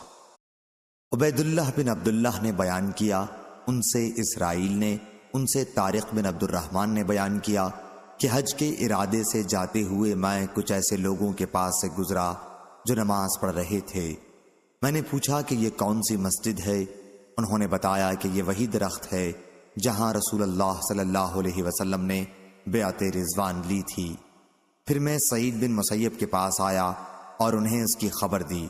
انہوں نے کہا مجھ سے میرے والد مسیب بن حزن نے بیان کیا، وہ ان لوگوں میں تھے جنہوں نے حضرت صلی اللہ علیہ وسلم سے اس درخت کے تلے بیعت کی تھی۔ کہتے تھے جب میں دوسرے سال وہاں گیا تو اس درخت کی جگہ کو بھول گیا۔ سعید نے کہا آن حضرت صلی اللہ علیہ وسلم کے اصحاب تو اس درخت کو پہچان نہ سکے، تم لوگوں نے کیسے پہچان لیا؟ اس کے تلے مسجد بنا لی، تم ان سے زیادہ علم والے ٹھہرے۔ صحیح بخاری حدیث نمبر 4163۔ موسیٰ بن اسماعیل نے بیان کیا، کہا ہم سے ابو ایوانہ نے، کہا ہم سے طارق بن عبد الرحمن نے، ان سے سعید بن مسیب نے اور ان سے ان کے والد نے، کہ انہوں نے بھی رسول اللہ صلی اللہ علیہ وسلم سے اس درخت کے تلے بیعت کی تھی۔ کہتے تھے کہ جب ہم دوسرے سال ادھر گئے تو ہمیں پتہ ہی نہیں چلا کہ وہ کون سا درخت تھا۔ بہرحال بعد میں حضرت عمر رضی اللہ عنہ نے اس درخت کو کٹوا دیا تاکہ وہ پرستش گاہ نہ بن جائے۔ صحیح بخاری حدیث نمبر 4164۔ سفیان ثوری نے بیان کیا، ان سے طارق بن عبد الرحمن نے بیان کیا کہ سعید بن مسیب کی مجلس میں الشجرہ کا ذکر ہوا تو وہ ہنسے اور کہا کہ میرے والد نے مجھے بتایا کہ وہ بھی اس درخت کے تلے بیعت میں شریک تھے۔ صحیح بخاری حدیث نمبر 4165۔ شعبہ نے بیان کیا، ان سے عمر بن مرہ نے، انہوں نے کہا کہ میں نے عبداللہ بن ابی اوفی رضی اللہ عنہ سے سنا، وہ بیعت رضوان میں شریک تھے۔ انہوں نے بیان کیا کہ نبی کریم صلی اللہ علیہ وسلم کی خدمت میں جب کوئی صدقہ لے کر حاضر ہوتا تو آپ دعا کرتے کہ اے اللہ اس پر اپنی رحمت نازل فرما۔ چنانچہ میرے والد بھی اپنا صدقہ لے کر حاضر ہوئے تو حضور صلی اللہ علیہ وسلم نے دعا کی کہ اے اللہ آل ابی اوفی رضی اللہ عنہ پر اپنی رحمت نازل فرما۔ صحیح بخاری حدیث نمبر 4166۔ عباد بن تمیم نے بیان کیا کہ حرہ کی لڑائی میں لوگ عبداللہ بن حنظلہ رضی اللہ عنہ کے ہاتھ پر یزید کے خلاف بیعت کر رہے تھے۔ عبداللہ بن زید نے پوچھا کہ ابن حنظلہ سے کس بات پر بیعت کی جا رہی ہے؟ تو لوگوں نے بتایا کہ موت پر۔ ابن زید نے کہا کہ رسول کریم صلی اللہ علیہ وسلم کے بعد اب میں کسی سے بھی موت پر بیعت نہیں کروں گا۔ وہ حضور اکرم صلی اللہ علیہ وسلم کے ساتھ غزوہ حدیبیہ میں شریک تھے، جہاں آن حضرت صلی اللہ علیہ وسلم نے صحابہ رضی اللہ عنہم سے موت پر بیعت دی تھی۔ صحیح بخاری حدیث نمبر 4167۔ ایاس بن سلمہ بن عقو نے بیان کیا، کہا کہ مجھ سے میرے والد نے بیان کیا، وہ اصحاب شجرہ میں سے تھے۔ انہوں نے بیان کیا کہ ہم رسول اللہ صلی اللہ علیہ وسلم کے ساتھ جمعے کی نماز پڑھ کر واپس ہوئے تو دیواروں کا سایہ ابھی اتنا نہیں ہوا تھا کہ ہم اس میں آرام کر سکیں۔ صحیح بخاری حدیث نمبر 4168۔ حاتم بن اسماعیل نے بیان کیا، ان سے یزید بن ابی عبید نے بیان کیا کہ میں نے سلمہ بن عقو رضی اللہ عنہ سے پوچھا کہ صلح حدیبیہ کے موقع پر آپ لوگوں نے رسول اللہ صلی اللہ علیہ وسلم سے کس چیز پر بیعت کی تھی؟ انہوں نے بتلایا کہ موت پر۔ صحیح بخاری حدیث نمبر 4169۔ محمد بن فضیل نے بیان کیا، ان سے علا بن مسیب نے، ان سے ان کے والد نے بیان کیا کہ میں برا بن عازب رضی اللہ عنہ کی خدمت میں حاضر ہوا اور عرض کیا مبارک ہو، آپ کو نبی کریم صلی اللہ علیہ وسلم کی خدمت نصیب ہوئی، اور حضور صلی اللہ علیہ وسلم سے آپ نے شجرہ درخت کے نیچے بیعت کی۔ انہوں نے کہا بیٹے تمہیں معلوم نہیں کہ ہم نے حضور صلی اللہ علیہ وسلم کے بعد کیا کیا کام کیے ہیں۔ صحیح بخاری حدیث نمبر 4170۔ یحییٰ بن صالح نے بیان کیا، کہا ہم سے معاویہ نے بیان کیا، وہ سلام کے بیٹے ہیں۔ ان سے یحییٰ نے، ان سے ابو قلابہ نے اور انہیں ثابت بن ضحاک رضی اللہ عنہ نے خبر دی کہ انہوں نے نبی کریم صلی اللہ علیہ وسلم سے درخت کے نیچے بیعت کی تھی۔ صحیح بخاری حدیث نمبر 4171۔ شعبہ نے خبر دی، انہیں قتادہ نے اور انہیں انس بن مالک رضی اللہ عنہ نے کہ آیت بے شک ہم نے تمہیں کھلی ہوئی فتح دی، یہ فتح صلح حدیبیہ تھی۔ صحابہ رضی اللہ عنہم نے عرض کیا حضور صلی اللہ علیہ وسلم کے لیے تو مرحلہ آسان ہے کہ آپ کی تمام اگلی اور پچھلی لغزشیں معاف ہو چکی ہیں، لیکن ہمارا کیا ہوگا؟ اس پر اللہ تعالیٰ نے یہ آیت نازل فرمائی، اس لیے کہ مومن مرد اور مومن عورتیں جنت میں داخل کی جائیں گی جس کے نیچے نہریں جاری ہوں گی، شعبہ نے بیان کیا کہ پھر میں کوفہ آیا اور قتادہ سے پورا واقعہ بیان کیا۔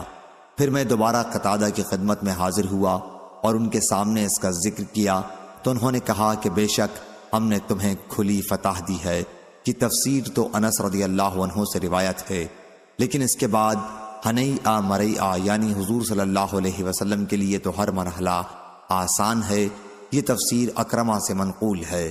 صحیح بخاری حدیث نمبر 4172۔ زاہد بن اسود رضی اللہ عنہ نے بیان کیا وہ بیعت رضوان میں شریک تھے۔ انہوں نے بیان کیا کہ ہانڈی میں گدھے کا گوشت ابال رہا تھا کہ ایک منادی نے رسول اللہ صلی اللہ علیہ وسلم کی طرف سے اعلان کیا، کیا حضرت صلی اللہ علیہ وسلم تمہیں گدھے کے گوشت کے کھانے سے منع فرماتے ہیں؟ صحیح بخاری حدیث نمبر 4173۔ اور مجزات کے اپنے ہی قبیلے کے ایک صحابی کے متعلق جو بیعت رضوان میں شریک تھے اور جن کا نام ابان بن اوس رضی اللہ عنہ تھا، نقل کیا کہ ان کے ایک گھٹنے میں تکلیف تھی، اس لیے جب وہ سجدہ کرتے تو اس گھٹنے کے نیچے کوئی نرم تکیہ رکھ لیتے تھے۔ صحیح بخاری حدیث نمبر 4174۔ سوید بن نعمان رضی اللہ عنہ نے بیان کیا وہ بیعت رضوان میں شریک تھے کہ گویا اب بھی وہ منظر میری آنکھوں کے سامنے ہے جب رسول اللہ صلی اللہ علیہ وسلم اور آپ کے صحابہ رضی اللہ عنہم کے سامنے ستو لایا گیا جسے ان حضرات نے پیا۔ اس روایت کی مطابقت معاذ نے شعبہ سے کی ہے۔ صحیح بخاری حدیث نمبر 4175۔ ابو جمرہ نے بیان کیا کہ انہوں نے عائد بن عمرو رضی اللہ عنہ سے پوچھا، وہ نبی کریم صلی اللہ علیہ وسلم کے صحابی تھے اور بیعت رضوان میں شریک تھے، کہ کیا وتر کی نماز ایک رکعت اور پڑھ کر توڑی جا سکتی ہے؟ انہوں نے کہا کہ اگر شروع رات میں تو نے وتر پڑھ لیا ہو تو آخر رات میں نہ پڑھو۔ صحیح بخاری حدیث نمبر 4176۔ امام مالک نے خبر دی انہیں زید بن اسلم نے اور انہیں ان کے والد اسلم نے کہ رسول اللہ صلی اللہ علیہ وسلم کسی سفر یعنی سفر حدیبیہ میں تھے، رات کا وقت تھا اور عمر بن خطاب رضی اللہ عنہ آپ کے ساتھ ساتھ تھے۔ حضرت عمر رضی اللہ عنہ نے آپ سے کچھ پوچھا لیکن اس وقت آپ وحی میں مشغول تھے۔ حضرت عمر رضی اللہ عنہ کو خبر نہ تھی، آپ نے کوئی جواب نہیں دیا۔ انہوں نے پھر پوچھا، آپ نے پھر کوئی جواب نہیں دیا۔ انہوں نے پھر پوچھا، آپ نے اس مرتبہ بھی کوئی جواب نہیں دیا۔ اس پر عمر رضی اللہ عنہ نے اپنے دل میں کہا، عمر تیری ماں تجھ پر روئے، رسول اللہ صلی اللہ علیہ وسلم سے تم نے 3 مرتبہ سوال کیا، حضور صلی اللہ علیہ وسلم نے تمہیں 1 مرتبہ بھی جواب نہیں دیا۔ عمر رضی اللہ عنہ نے بیان کیا کہ پھر میں نے اپنے اونٹ کو ایڑ لگائی اور مسلمانوں سے آگے نکل گیا۔ مجھے ڈر تھا کہ کہیں میرے بارے میں کوئی وحی نہ نازل ہو جائے۔ ابھی تھوڑی دیر ہوئی تھی کہ میں نے سنا ایک شخص مجھے آواز دے رہا تھا۔ انہوں نے بیان کیا کہ میں نے سوچا کہ میں تو پہلے ہی ڈر رہا تھا کہ میرے بارے میں کوئی وحی نازل نہ ہو جائے۔ پھر میں حضور صلی اللہ علیہ وسلم کی خدمت میں حاضر ہوا اور آپ کو سلام کیا۔ آپ نے فرمایا کہ رات مجھ پر ایک سورت نازل ہوئی ہے اور وہ مجھے اس تمام کائنات سے زیادہ عزیز ہے جس پر سورج طلوع ہوتا ہے۔ پھر آپ نے سورہ انا فتحنا لک فتحا مبینا، بے شک ہم نے آپ کو کھلی ہوئی فتح دی ہے کی تلاوت فرمائی۔ صحیح بخاری حدیث نمبر 4177۔ عبداللہ بن محمد مسندی نے بیان کیا، کہا ہم سے سفیان بن عینہ نے بیان کیا، کہا کہ جب ظاہری نے یہ حدیث بیان کی جو آگے مذکور ہوئی ہے تو اس میں سے کچھ میں نے یاد رکھی اور معمر نے اس کو اچھی طرح یاد دلایا۔ ان سے عروہ بن زبیر نے، ان سے مسعود بن مخرمہ رضی اللہ عنہ اور مروان بن حکم نے بیان کیا، ان میں سے ہر ایک دوسرے سے کچھ بڑھاتا ہے۔ انہوں نے بیان کیا کہ نبی کریم صلی اللہ علیہ وسلم صلح حدیبیہ کے موقع پر تقریباً 1000 صحابہ کو ساتھ لے کر روانہ ہوئے۔ پھر آپ جب ذوالحلیفہ پہنچے تو آپ نے قربانی کے جانور کو قلاوہ پہنایا اور اس پر نشان لگایا اور وہیں سے عمرے کا احرام باندھا۔ پھر آپ نے قبیلہ خزاعہ کے ایک صحابی کو جاسوسی کے لیے بھیجا اور خود بھی سفر جاری رکھا۔ جب آپ غدیر الاشطاط پر پہنچے تو آپ کے جاسوس بھی خبریں لے کر آ گئے جنہوں نے بتایا کہ قریش نے آپ کے مقابلے کے لیے بہت بڑا لشکر تیار کر رکھا ہے اور بہت سے قبائل کو بلایا ہے۔ وہ آپ سے جنگ کرنے پر تلے ہوئے ہیں اور آپ کو بیت اللہ سے روکیں گے۔ اس پر آن حضرت صلی اللہ علیہ وسلم نے صحابہ سے فرمایا، مجھے مشورہ دو، کیا تمہارے خیال میں یہ مناسب ہوگا کہ میں ان کفار کی عورتوں اور بچوں پر حملہ کر دوں جو ہمارے بیت اللہ تک پہنچنے میں رکاوٹ بننا چاہتے ہیں؟ اگر انہوں نے ہمارا مقابلہ کیا تو اللہ عز و جل نے مشرکین سے ہمارے جاسوس کو محفوظ رکھا ہے، اور اگر وہ ہمارے مقابلے پر نہیں آتے تو ہم انہیں ایک ہاری ہوئی قوم جان کر چھوڑ دیں گے۔ حضرت ابو بکر رضی اللہ عنہ نے کہا، یا رسول اللہ، آپ تو صرف بیت اللہ کے عمرے کے لیے نکلے ہیں، نہ آپ کا ارادہ کسی کو قتل کرنے کا ہے اور نہ کسی سے لڑائی کا، اس لیے آپ بیت اللہ تشریف لے چلیں۔ اگر ہمیں پھر بھی کوئی بیت اللہ تک جانے سے روکے گا تو ہم اس سے جنگ کریں گے۔ آپ نے فرمایا کہ پھر اللہ کا نام لے کر سفر جاری رکھو۔ صحیح بخاری حدیث نمبر 4178، 4179۔ ابن شہاب نے بیان کیا، ان سے ان کے چچا محمد بن مسلم بن شہاب نے کہا کہ مجھ کو عروہ بن زبیر نے خبر دی اور انہوں نے مروان بن حکم اور مسعور بن مخرمہ رضی اللہ عنہ سے سنا۔ دونوں راویوں نے رسول اللہ صلی اللہ علیہ وسلم سے عمرہ حدیبیہ کے بارے میں بیان کیا، تو عروہ نے مجھے اس میں جو کچھ خبر دی تھی اس میں یہ بھی تھا کہ جب حضور اکرم صلی اللہ علیہ وسلم اور قریش کا نمائندہ سہیل بن عمرو حدیبیہ میں ایک مقررہ مدت تک کے لیے صلح کی دستاویز لکھ رہے تھے، اور اس میں سہیل نے یہ شرط بھی رکھی تھی کہ ہمارا اگر کوئی آدمی آپ کے یہاں پناہ لے، خواہ وہ آپ کے دین پر ہی کیوں نہ ہو جائے، تو آپ کو اسے ہمارے حوالے کرنا ہی ہوگا تاکہ ہم اس کے ساتھ جو چاہیں کریں۔ سہیل اس شرط پر اڑ گیا اور کہنے لگا کہ حضور اکرم صلی اللہ علیہ وسلم اس شرط کو قبول کر لیں، اور مسلمان اس شرط پر کسی طرح راضی نہ تھے۔ مجبوراً انہوں نے اس پر گفتگو کی، کہا یہ کیوں کر ہو سکتا ہے کہ مسلمان کو کافر کے سپرد کر دیں؟ سہیل نے کہا کہ یہ نہیں ہو سکتا تو صلح بھی نہیں ہو سکتی۔ حضرت صلی اللہ علیہ وسلم نے یہ شرط بھی تسلیم کر لی اور ابو جندل بن سہیل رضی اللہ عنہ کو ان کے والد سہیل بن عمرو کے سپرد کر دیا، جو اسی وقت مکے سے فرار ہو کر بیڑی کو گھسیٹتے ہوئے مسلمانوں کے پاس پہنچے تھے۔ شرط کے مطابق مدت صلح میں مکے سے فرار ہو کر جو بھی آتا حضور صلی اللہ علیہ وسلم اسے واپس کر دیتے، خواہ وہ مسلمان ہی کیوں نہ ہوتا۔ اس مدت میں بعض مومن عورتیں بھی ہجرت کر کے مکے سے آئیں۔ ام کلثوم بنت عقبہ ابن معیط بھی ان میں سے ہیں، جو اس مدت میں حضور اکرم صلی اللہ علیہ وسلم کے پاس آئی تھیں۔ وہ اس وقت نوجوان تھیں۔ ان کے گھر والے حضور اکرم صلی اللہ علیہ وسلم کی خدمت میں حاضر ہوئے اور مطالبہ کیا کہ انہیں واپس کر دیں۔ اس پر اللہ تعالیٰ نے مومن عورتوں کے بارے میں وہ آیت نازل کی جو شرط کے مناسب تھی۔ صحیح بخاری حدیث نمبر 4180، 4181۔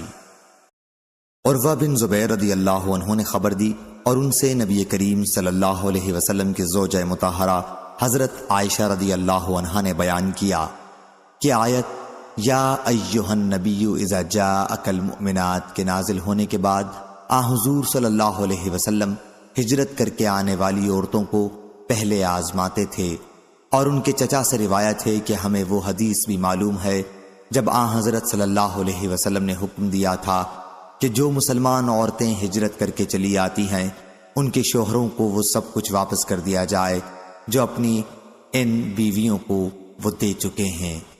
اور ہمیں یہ بھی معلوم ہوا ہے کہ ابو بصیر پھر انہوں نے تفصیل کے ساتھ حدیث بیان کی۔ صحیح بخاری حدیث نمبر 4182۔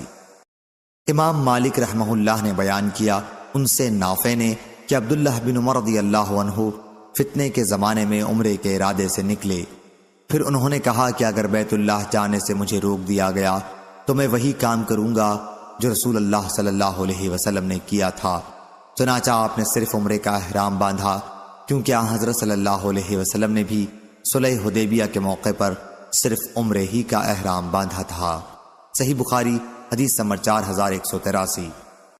یحییٰ بن سعید قطان نے بیان کیا ان سے عبید اللہ بن عبداللہ نے ان سے نافع نے کہ عبداللہ بن عمر رضی اللہ عنہ نے احرام باندھا اور کہا کہ اگر مجھے بیت اللہ جانے سے روکا گیا تو میں بھی وہی کام کروں گا جو رسول اللہ صلی اللہ علیہ وسلم نے کیا تھا۔ جب آپ کو کفار قریش نے بیت اللہ جانے سے روکا تو اس آیت کی تلاوت کی کہ یقیناً تم لوگوں کے لیے رسول کریم صلی اللہ علیہ وسلم کی زندگی بہترین نمونہ ہے۔ صحیح بخاری حدیث نمبر 4184۔ سالم بن عبداللہ نے خبر دی کہ ان دونوں نے عبداللہ بن عمر رضی اللہ عنہ سے گفتگو کی۔ دوسری سند امام بخاری نے کہا اور ہم سے موسیٰ بن اسماعیل نے بیان کیا، ان سے جویریہ نے بیان کیا اور ان سے نافع نے کہ عبداللہ بن عمر رضی اللہ عنہ کے کسی لڑکے نے ان سے کہا اگر اس سال آپ عمرہ کرنے نہ جاتے تو بہتر تھا، کیونکہ مجھے ڈر ہے کہ آپ بیت اللہ تک نہیں پہنچ سکیں گے۔ اس پر انہوں نے کہا کہ ہم رسول اللہ صلی اللہ علیہ وسلم کے ساتھ نکلے تھے تو کفار قریش نے بیت اللہ پہنچنے سے روک دیا تھا، چنانچہ حضور صلی اللہ علیہ وسلم نے اپنی قربانی کے جانور وہیں حدیبیہ میں ذبح کر دیے اور سر کے بال منڈوا دیے۔ صحابہ رضی اللہ عنہم نے بھی بال چھوٹے کروا لیے۔ حضور صلی اللہ علیہ وسلم نے اس کے بعد فرمایا کہ میں تمہیں گواہ بناتا ہوں کہ میں نے اپنے اوپر ایک عمرہ واجب کر لیا ہے، اور اسی طرح تمام صحابہ رضی اللہ عنہم پر بھی وہ واجب ہو گیا۔ اس لیے اگر آج مجھے بیت اللہ تک جانے دیا گیا تو میں بھی طواف کر لوں گا، اور اگر مجھے بھی روک دیا گیا تو میں بھی وہی کروں گا جو حضور صلی اللہ علیہ وسلم نے کیا تھا۔ پھر تھوڑی دور چلے اور کہا کہ میں تمہیں گواہ بناتا ہوں کہ میں نے اپنے اوپر عمرے کے ساتھ حج کو بھی ضروری قرار دے لیا ہے، اور کہا میری نظر میں تو حج اور عمرہ دونوں ایک ہی جیسے ہیں۔ پھر انہوں نے ایک طواف کیا اور ایک سعی کی، جس دن مکہ پہنچے، اور آخر دونوں ہی کو پورا کیا۔ صحیح بخاری حدیث نمبر 4185۔ سخر بن جویریہ نے بیان کیا اور ان سے نافع نے بیان کیا کہ لوگ کہتے ہیں کہ عبداللہ حضرت عمر رضی اللہ عنہ سے پہلے اسلام میں داخل ہوئے تھے، حالانکہ یہ غلط ہے۔ البتہ عمر رضی اللہ عنہ نے عبداللہ بن عمر رضی اللہ عنہ کو اپنا ایک گھوڑا لانے کے لیے بھیجا تھا جو ایک انصاری صحابی کے پاس تھا، تاکہ اسی پر سوار ہو کر جنگ میں شریک ہوں۔ اسی دوران رسول اللہ صلی اللہ علیہ وسلم درخت کے نیچے بیٹھ کر بیعت لے رہے تھے۔ عمر رضی اللہ عنہ کو ابھی اس کی اطلاع نہیں ہوئی تھی۔ عبداللہ رضی اللہ عنہ نے پہلے بیعت کی، پھر گھوڑا لینے گئے۔ جس وقت وہ اسے لے کر عمر رضی اللہ عنہ کے پاس آئے تو وہ جنگ کے لیے اپنی زرہ پہن رہے تھے۔ انہوں نے اس وقت حضرت عمر رضی اللہ عنہ کو بتایا کہ حضور اکرم صلی اللہ علیہ وسلم درخت کے نیچے بیعت لے رہے ہیں۔ بیان کیا کہ پھر آپ اپنے لڑکے کو ساتھ لے کر گئے اور بیعت کی۔ اتنی سی بات تھی جس پر لوگ اب کہتے ہیں کہ عمر رضی اللہ عنہ سے پہلے ابن عمر رضی اللہ عنہ اسلام لائے تھے۔ صحیح بخاری حدیث نمبر 4186۔ عمر بن محمد عمری نے بیان کیا، انہیں نافع نے خبر دی اور انہیں عبداللہ بن عمر رضی اللہ عنہ نے کہ صلح حدیبیہ کے موقع پر صحابہ رضی اللہ عنہم جو حضور اکرم صلی اللہ علیہ وسلم کے ساتھ تھے مختلف درختوں کے سائے میں پھیل گئے تھے۔ پھر اچانک بہت سے صحابہ آپ کے چاروں طرف جمع ہو گئے۔ عمر رضی اللہ عنہ نے کہا بیٹا عبداللہ دیکھو تو صحیح لوگ حضرت صلی اللہ علیہ وسلم کے پاس جمع کیوں ہو گئے ہیں۔ انہوں نے دیکھا تو صحابہ بیعت کر رہے تھے، چنانچہ پہلے انہوں نے خود بیعت کر لی، پھر حضرت عمر رضی اللہ عنہ کو آ کر خبر دی، پھر وہ بھی گئے اور بیعت کی۔ صحیح بخاری حدیث نمبر 4187۔ اسماعیل بن ابی خالد نے بیان کیا، کہا کہ میں نے عبداللہ بن ابی اوفہ رضی اللہ عنہ سے سنا، آپ نے بیان کیا کہ جب نبی کریم صلی اللہ علیہ وسلم نے عمرہ قضا کیا تو ہم بھی آپ کے ساتھ تھے۔ حضور صلی اللہ علیہ وسلم نے طواف کیا تو ہم نے بھی طواف کیا۔ حضور صلی اللہ علیہ وسلم نے نماز پڑھی تو ہم نے بھی نماز پڑھی، اور حضور صلی اللہ علیہ وسلم نے صفا و مروہ کی سعی بھی کی۔ ہم آپ کی اہل مکہ سے حفاظت کرتے رہتے تھے تاکہ کوئی تکلیف کی بات نہ پیش آ جائے۔ صحیح بخاری حدیث نمبر 4188۔ مالک بن مغول نے بیان کیا، کہا کہ میں نے ابو حسین سے سنا، ان سے ابو وائل نے بیان کیا کہ سہل بن حنیف رضی اللہ عنہ جب جنگ صفین جو حضرت علی رضی اللہ عنہ اور حضرت معاویہ رضی اللہ عنہ میں ہوئی تھی تے واپس آئے تو ہم ان کی خدمت میں حالات معلوم کرنے کے لیے حاضر ہوئے۔ انہوں نے کہا کہ اس جنگ کے بارے میں تم لوگ اپنی رائے اور فکر پر نازاں مت ہو۔ میں یوم ابو جندل صلح حدیبیہ میں بھی موجود تھا۔ اگر میرے لیے رسول اللہ صلی اللہ علیہ وسلم کے حکم کو ماننے سے انکار ممکن ہوتا تو میں اس دن ضرور حکم عدولی کرتا۔ اللہ اور اس کا رسول خوب جانتے ہیں کہ جب ہم نے کسی مشکل کام کے لیے اپنی تلواروں کو اپنے کاندھوں پر رکھا تو صورتحال آسان ہو گئی اور ہم نے مشکل حل کر لی، لیکن اس جنگ کا کچھ عجیب حال ہے۔ اس میں ہم فتنے کے ایک کونے کو بند کرتے ہیں تو دوسرا کونا کھل جاتا ہے۔ ہم نہیں جانتے کہ ہم کو کیا تدبیر کرنی چاہیے۔ صحیح بخاری حدیث نمبر 4189۔ کعب بن عجرہ رضی اللہ عنہ نے بیان کیا کہ وہ عمرہ حدیبیہ کے موقع پر حضور اکرم صلی اللہ علیہ وسلم کی خدمت میں حاضر ہوئے تو جوئیں ان کے چہرے پر گر رہی تھیں۔ حضور صلی اللہ علیہ وسلم نے دریافت فرمایا کہ یہ جوئیں جو تمہارے سر سے گر رہی ہیں تکلیف دے رہی ہیں؟ انہوں نے عرض کیا جی ہاں۔ حضرت صلی اللہ علیہ وسلم نے فرمایا کہ پھر سر منڈوا لو اور 3 دن روزہ رکھ لو، یا 6 مسکینوں کو کھانا کھلا دو، یا پھر کوئی قربانی کر ڈالو۔ سر منڈوانے کا فدیہ ہوگا۔ ایوب سختیانی نے بیان کیا کہ مجھے معلوم نہیں کہ ان تینوں امور میں سے پہلے حضور صلی اللہ علیہ وسلم نے کون سی بات ارشاد فرمائی تھی۔ صحیح بخاری حدیث نمبر 4190۔ کعب بن عجرہ رضی اللہ عنہ نے بیان کیا کہ صلح حدیبیہ کے موقع پر ہم رسول اللہ صلی اللہ علیہ وسلم کے ساتھ تھے اور احرام باندھے ہوئے تھے۔ ادھر مشرکین ہمیں بیت اللہ تک جانے نہیں دینا چاہتے تھے۔ انہوں نے بیان کیا کہ میرے سر پر بال بڑے بڑے تھے جن سے جوئیں میرے چہرے پر گرنے لگیں۔ حضور صلی اللہ علیہ وسلم نے مجھے دیکھ کر دریافت فرمایا کیا یہ جوئیں تکلیف دے رہی ہیں؟ میں نے کہا جی ہاں۔ انہوں نے بیان کیا کہ پھر یہ آیت نازل ہوئی، پس اگر تم میں کوئی مریض ہو یا اس کے سر میں کوئی تکلیف دینے والی چیز ہو تو اسے بال منڈوا لینے چاہیے، اور 3 دن کے روزے یا صدقہ یا قربانی کا فدیہ دینا چاہیے۔ صحیح بخاری حدیث نمبر 4191۔ سعید نے بیان کیا، ان سے قتادہ نے اور ان سے انس بن مالک رضی اللہ عنہ نے بیان کیا کہ قبائل عقل و عرینہ کے کچھ لوگ نبی کریم صلی اللہ علیہ وسلم کی خدمت میں مدینہ آئے اور اسلام میں داخل ہو گئے۔ پھر انہوں نے کہا اے اللہ کے نبی، ہم لوگ مویشی رکھتے تھے، کھیت وغیرہ ہمارے پاس نہیں تھے، اس لیے ہم صرف دودھ پر بسر اوقات کیا کرتے تھے، اور انہیں مدینے کی آب و ہوا ناموافق آئی تو حضرت صلی اللہ علیہ وسلم نے کچھ اونٹ اور ایک چرواہا ان کے ساتھ کر دیا اور فرمایا کہ انہی اونٹوں کا دودھ اور پیشاب پیو تو تمہیں صحت حاصل ہو جائے گی۔ وہ لوگ چراگاہ کی طرف گئے، لیکن مقام حرہ کے کنارے پہنچتے ہی وہ اسلام سے پھر گئے اور حضور اکرم صلی اللہ علیہ وسلم کے چرواہے کو قتل کر دیا اور اونٹوں کو لے کر بھاگنے لگے۔ اس کی خبر جب حضور اکرم صلی اللہ علیہ وسلم کو ملی تو آپ نے چند صحابہ کو ان کے پیچھے دوڑایا، وہ پکڑ کر مدینہ لائے گئے تو حضور صلی اللہ علیہ وسلم کے حکم سے ان کی آنکھوں میں گرم سلائیاں پھیر دی گئیں، کیونکہ انہوں نے بھی ایسا ہی کیا تھا، اور انہیں حرا کے کنارے چھوڑ دیا گیا۔ آخر وہ اسی حالت میں مر گئے۔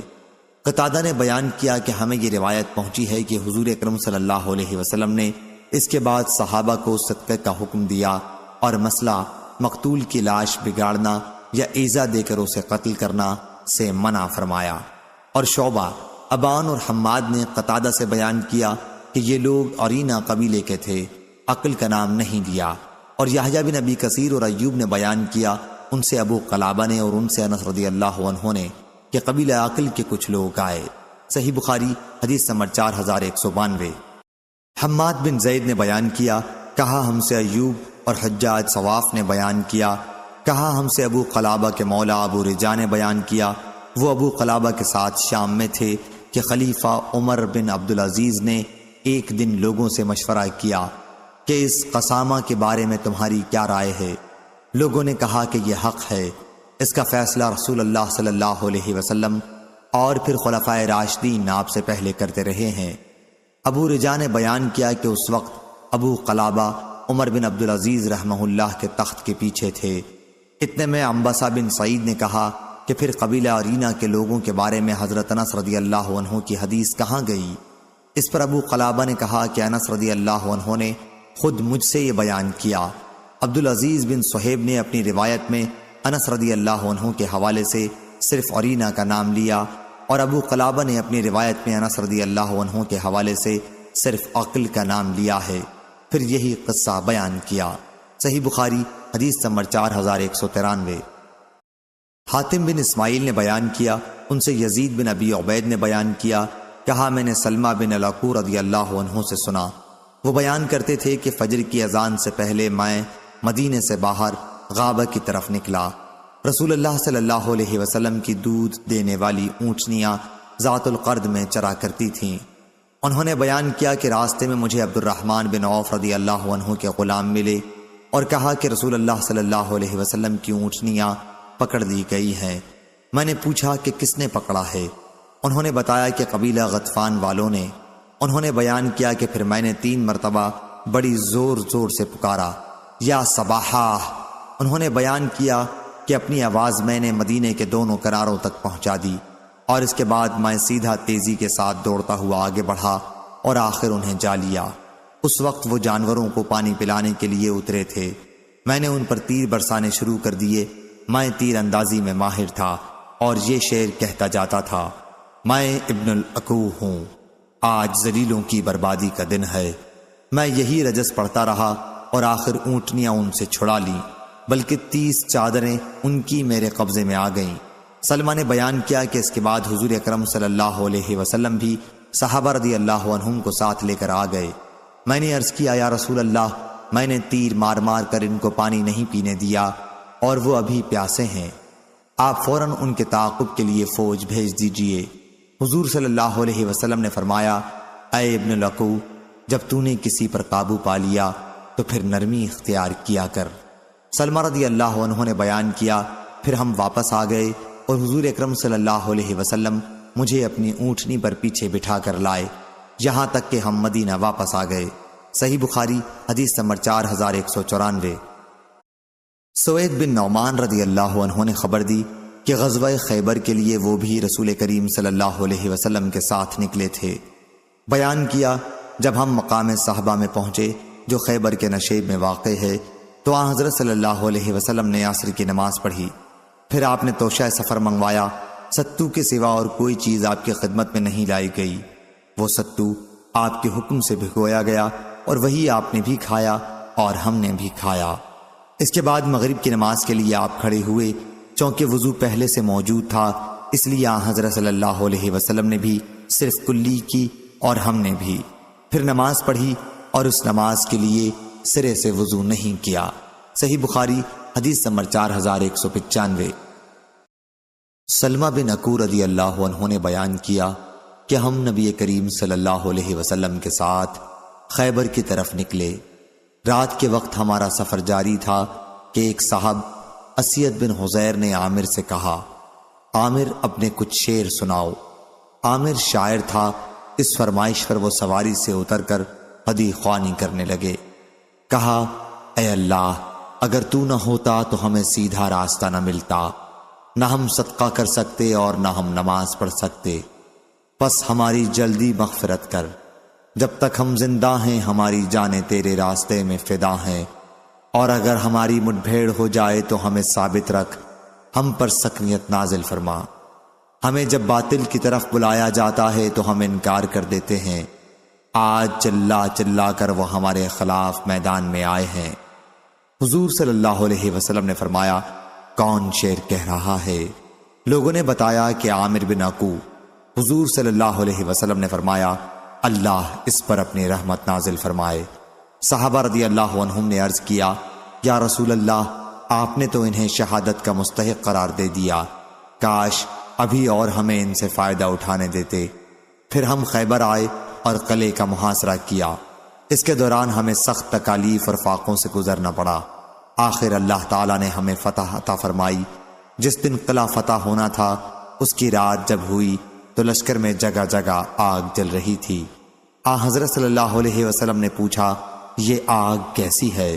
کس چیز کے لیے اسے جگہ جگہ جلا رکھا ہے؟ صحابہ رضی اللہ عنہم بولے کہ یہ گوشت پکانے کے لیے۔ آپ نے دریافت فرمایا کہ کس جانور کا گوشت ہے؟ صحابہ رضی اللہ عنہم نے بتایا کہ پالتو گدھوں کا۔ حضرت صلی اللہ علیہ وسلم نے فرمایا کہ تمام گوشت پھینک دو اور ہانڈیوں کو توڑ دو۔ ایک صحابی رضی اللہ عنہم نے عرض کیا، یا رسول اللہ، ایسا کیوں نہ کر لیں کہ گوشت تو پھینک دیں اور ہانڈیوں کو دھو لیں؟ حضور صلی اللہ علیہ وسلم نے فرمایا کہ یوں ہی کر لو۔ پھر دن میں جب صحابہ رضی اللہ عنہم نے جنگ کے لیے صف بندی کی تو چونکہ حضرت عامر رضی اللہ عنہ کی تلوار چھوٹی تھی، اس لیے انہوں نے جب ایک یہودی کی پنڈلی پر جھک کر وار کرنا چاہا تو خود انہی کی تلوار کی دھار سے ان کے گھٹنے کا اوپر کا حصہ زخمی ہو گیا اور ان کی شہادت اسی میں ہو گئی۔ بیان کیا کہ پھر جب لشکر واپس ہو رہا تھا تو سلمہ بن الاکوع رضی اللہ عنہ کا بیان ہے کہ مجھے حضور صلی اللہ علیہ وسلم نے دیکھا اور میرا ہاتھ پکڑ کر فرمایا، کیا بات ہے؟ میں نے عرض کیا، میرے ماں باپ آپ پر قربان ہوں۔ بعض لوگوں کا خیال ہے کہ عامر رضی اللہ عنہ کا سارا عمل اکارت ہو گیا کیونکہ خود اپنی ہی تلوار سے ان کی وفات ہوئی۔ حضور صلی اللہ علیہ وسلم نے فرمایا، جھوٹا ہے وہ شخص جو اس طرح کی باتیں کرتا ہے، انہیں تو دوہرا اجر ملے گا۔ پھر آپ نے اپنی دونوں انگلیوں کو ایک ساتھ ملایا، انہوں نے تکلیف اور مشقت بھی اٹھائی اور اللہ کے راستے میں جہاد بھی کیا۔ شاید ہی کوئی عربی ہو جس نے ان جیسی مثال قائم کی ہو۔ ہم سے قتیبہ نے بیان کیا، ان سے حاتم نے بجائے مشی بہا کے نشا بہا نقل کیا، یعنی کوئی عرب مدینے میں عامر رضی اللہ عنہ جیسا پیدا نہیں ہوا۔ صحیح بخاری حدیث نمبر 4196۔ امام مالک رحمہ اللہ نے خبر دی، انہیں حمید طویل نے اور انہیں انس رضی اللہ عنہ نے، کہ رسول اللہ صلی اللہ علیہ وسلم خیبر رات کے وقت پہنچے۔ آپ کا قاعدہ تھا کہ جب کسی قوم پر حملہ کرنے کے لیے رات کے وقت موقع پر پہنچتے تو فوراً ہی حملہ نہیں کرتے بلکہ صبح ہو جاتی جب کرتے۔ چنانچہ صبح کے وقت یہودی اپنے کلہاڑے اور ٹوکے لے کر باہر نکلے، لیکن جب انہوں نے حضور صلی اللہ علیہ وسلم کو دیکھا تو شور کرنے لگے کہ محمد، خدا کی قسم محمد لشکر لے کر آ گیا۔ حضور صلی اللہ علیہ وسلم نے فرمایا، خیبر برباد ہوا۔ ہم جب کسی قوم کے میدان میں اتر جاتے ہیں تو ڈرائے ہوئے لوگوں کی صبح بری ہو جاتی ہے۔ صحیح بخاری حدیث نمبر 4197۔ ابن عینہ نے خبر دی، کہا ہم سے ایوب نے بیان کیا، ان سے محمد بن سیرین نے اور ان سے انس بن مالک رضی اللہ عنہ نے بیان کیا کہ ہم خیبر صبح کے وقت پہنچے۔ یہودی اپنے پھاوڑے وغیرہ لے کر باہر آئے، لیکن جب انہوں نے حضور اکرم صلی اللہ علیہ وسلم کو دیکھا تو چلانے لگے، محمد، خدا کی قسم محمد صلی اللہ علیہ وسلم لشکر لے کر آ گئے۔ آپ نے فرمایا کہ اللہ کی ذات سب سے بلند و برتر ہے، یقیناً جب ہم کسی قوم کے میدان میں اتر جائیں تو پھر ڈرائے ہوئے لوگوں کی صبح بری ہو جاتی ہے۔ پھر ہمیں وہاں گدھے کا گوشت ملا، لیکن حضور صلی اللہ علیہ وسلم کی طرف سے اعلان کرنے والے نے اعلان کیا کہ اللہ اور اس کے رسول تمہیں گدھے کا گوشت کھانے سے منع کرتے ہیں کہ یہ ناپاک ہے۔ صحیح بخاری حدیث نمبر 4198۔ ایوب نے بیان کیا، ان سے محمد نے اور ان سے انس بن مالک رضی اللہ عنہ نے، کہ رسول اللہ صلی اللہ علیہ وسلم کی خدمت میں ایک آنے والے نے حاضر ہو کر عرض کیا کہ گدھے کا گوشت کھایا جا رہا ہے۔ اس پر آپ نے خاموشی اختیار کی۔ پھر دوبارہ وہ حاضر ہوئے اور عرض کیا کہ گدھے کا گوشت کھایا جا رہا ہے۔ حضرت صلی اللہ علیہ وسلم اس مرتبہ بھی خاموش رہے۔ پھر وہ تیسری مرتبہ آئے اور عرض کیا کہ گدھے ختم ہو گئے۔ اس کے بعد حضور اکرم صلی اللہ علیہ وسلم نے ایک منادی سے اعلان کرایا کہ اللہ اور اس کے رسول صلی اللہ علیہ وسلم تمہیں پالتو گدھوں کے گوشت کے کھانے سے منع کرتے ہیں۔ چنانچہ تمام ہانڈیاں الٹ دی گئیں، حالانکہ وہ گوشت کے ساتھ جوش مار رہی تھیں۔ صحیح بخاری حدیث نمبر 4199۔ حماد بن زید نے بیان کیا، ان سے ثابت نے اور ان سے انس بن مالک رضی اللہ عنہ نے، کہ نبی کریم صلی اللہ علیہ وسلم نے صبح کی نماز خیبر کے قریب پہنچ کر ادا کی۔ ابھی اندھیرا تھا، پھر فرمایا، اللہ کی ذات سب سے بلند و برتر ہے، خیبر برباد ہوا۔ یقیناً جب ہم کسی قوم کے میدان میں اتر جاتے ہیں تو ڈرائے ہوئے لوگوں کی صبح بری ہو جاتی ہے۔ پھر یہودی گلیوں میں ڈرتے ہوئے نکلے۔ آخر حضور اکرم صلی اللہ علیہ وسلم نے ان کے جنگ کرنے والے لوگوں کو قتل کرا دیا اور عورتوں اور بچوں کو قید کر لیا۔ قیدیوں میں ام المومنین حضرت صفیہ رضی اللہ عنہا بھی تھیں۔ جو واہیہ کلبی رضی اللہ عنہ کے حصے میں آئی تھیں۔ پھر وہ حضور اکرم صلی اللہ علیہ وسلم کی خدمت میں آ گئیں، چنانچہ آپ نے ان سے نکاح کر لیا اور ان کے مہر میں انہیں آزاد کر دیا۔ عبدالعزیز بن صہیب نے ثابت سے پوچھا، ابو محمد کیا تم نے یہ پوچھا تھا کہ حضور صلی اللہ علیہ وسلم نے صفیہ رضی اللہ عنہا کو مہر میں کیا دیا تھا؟ ثابت رضی اللہ عنہ نے اس بات میں سر ہلایا۔ صحیح بخاری حدیث نمبر 4200۔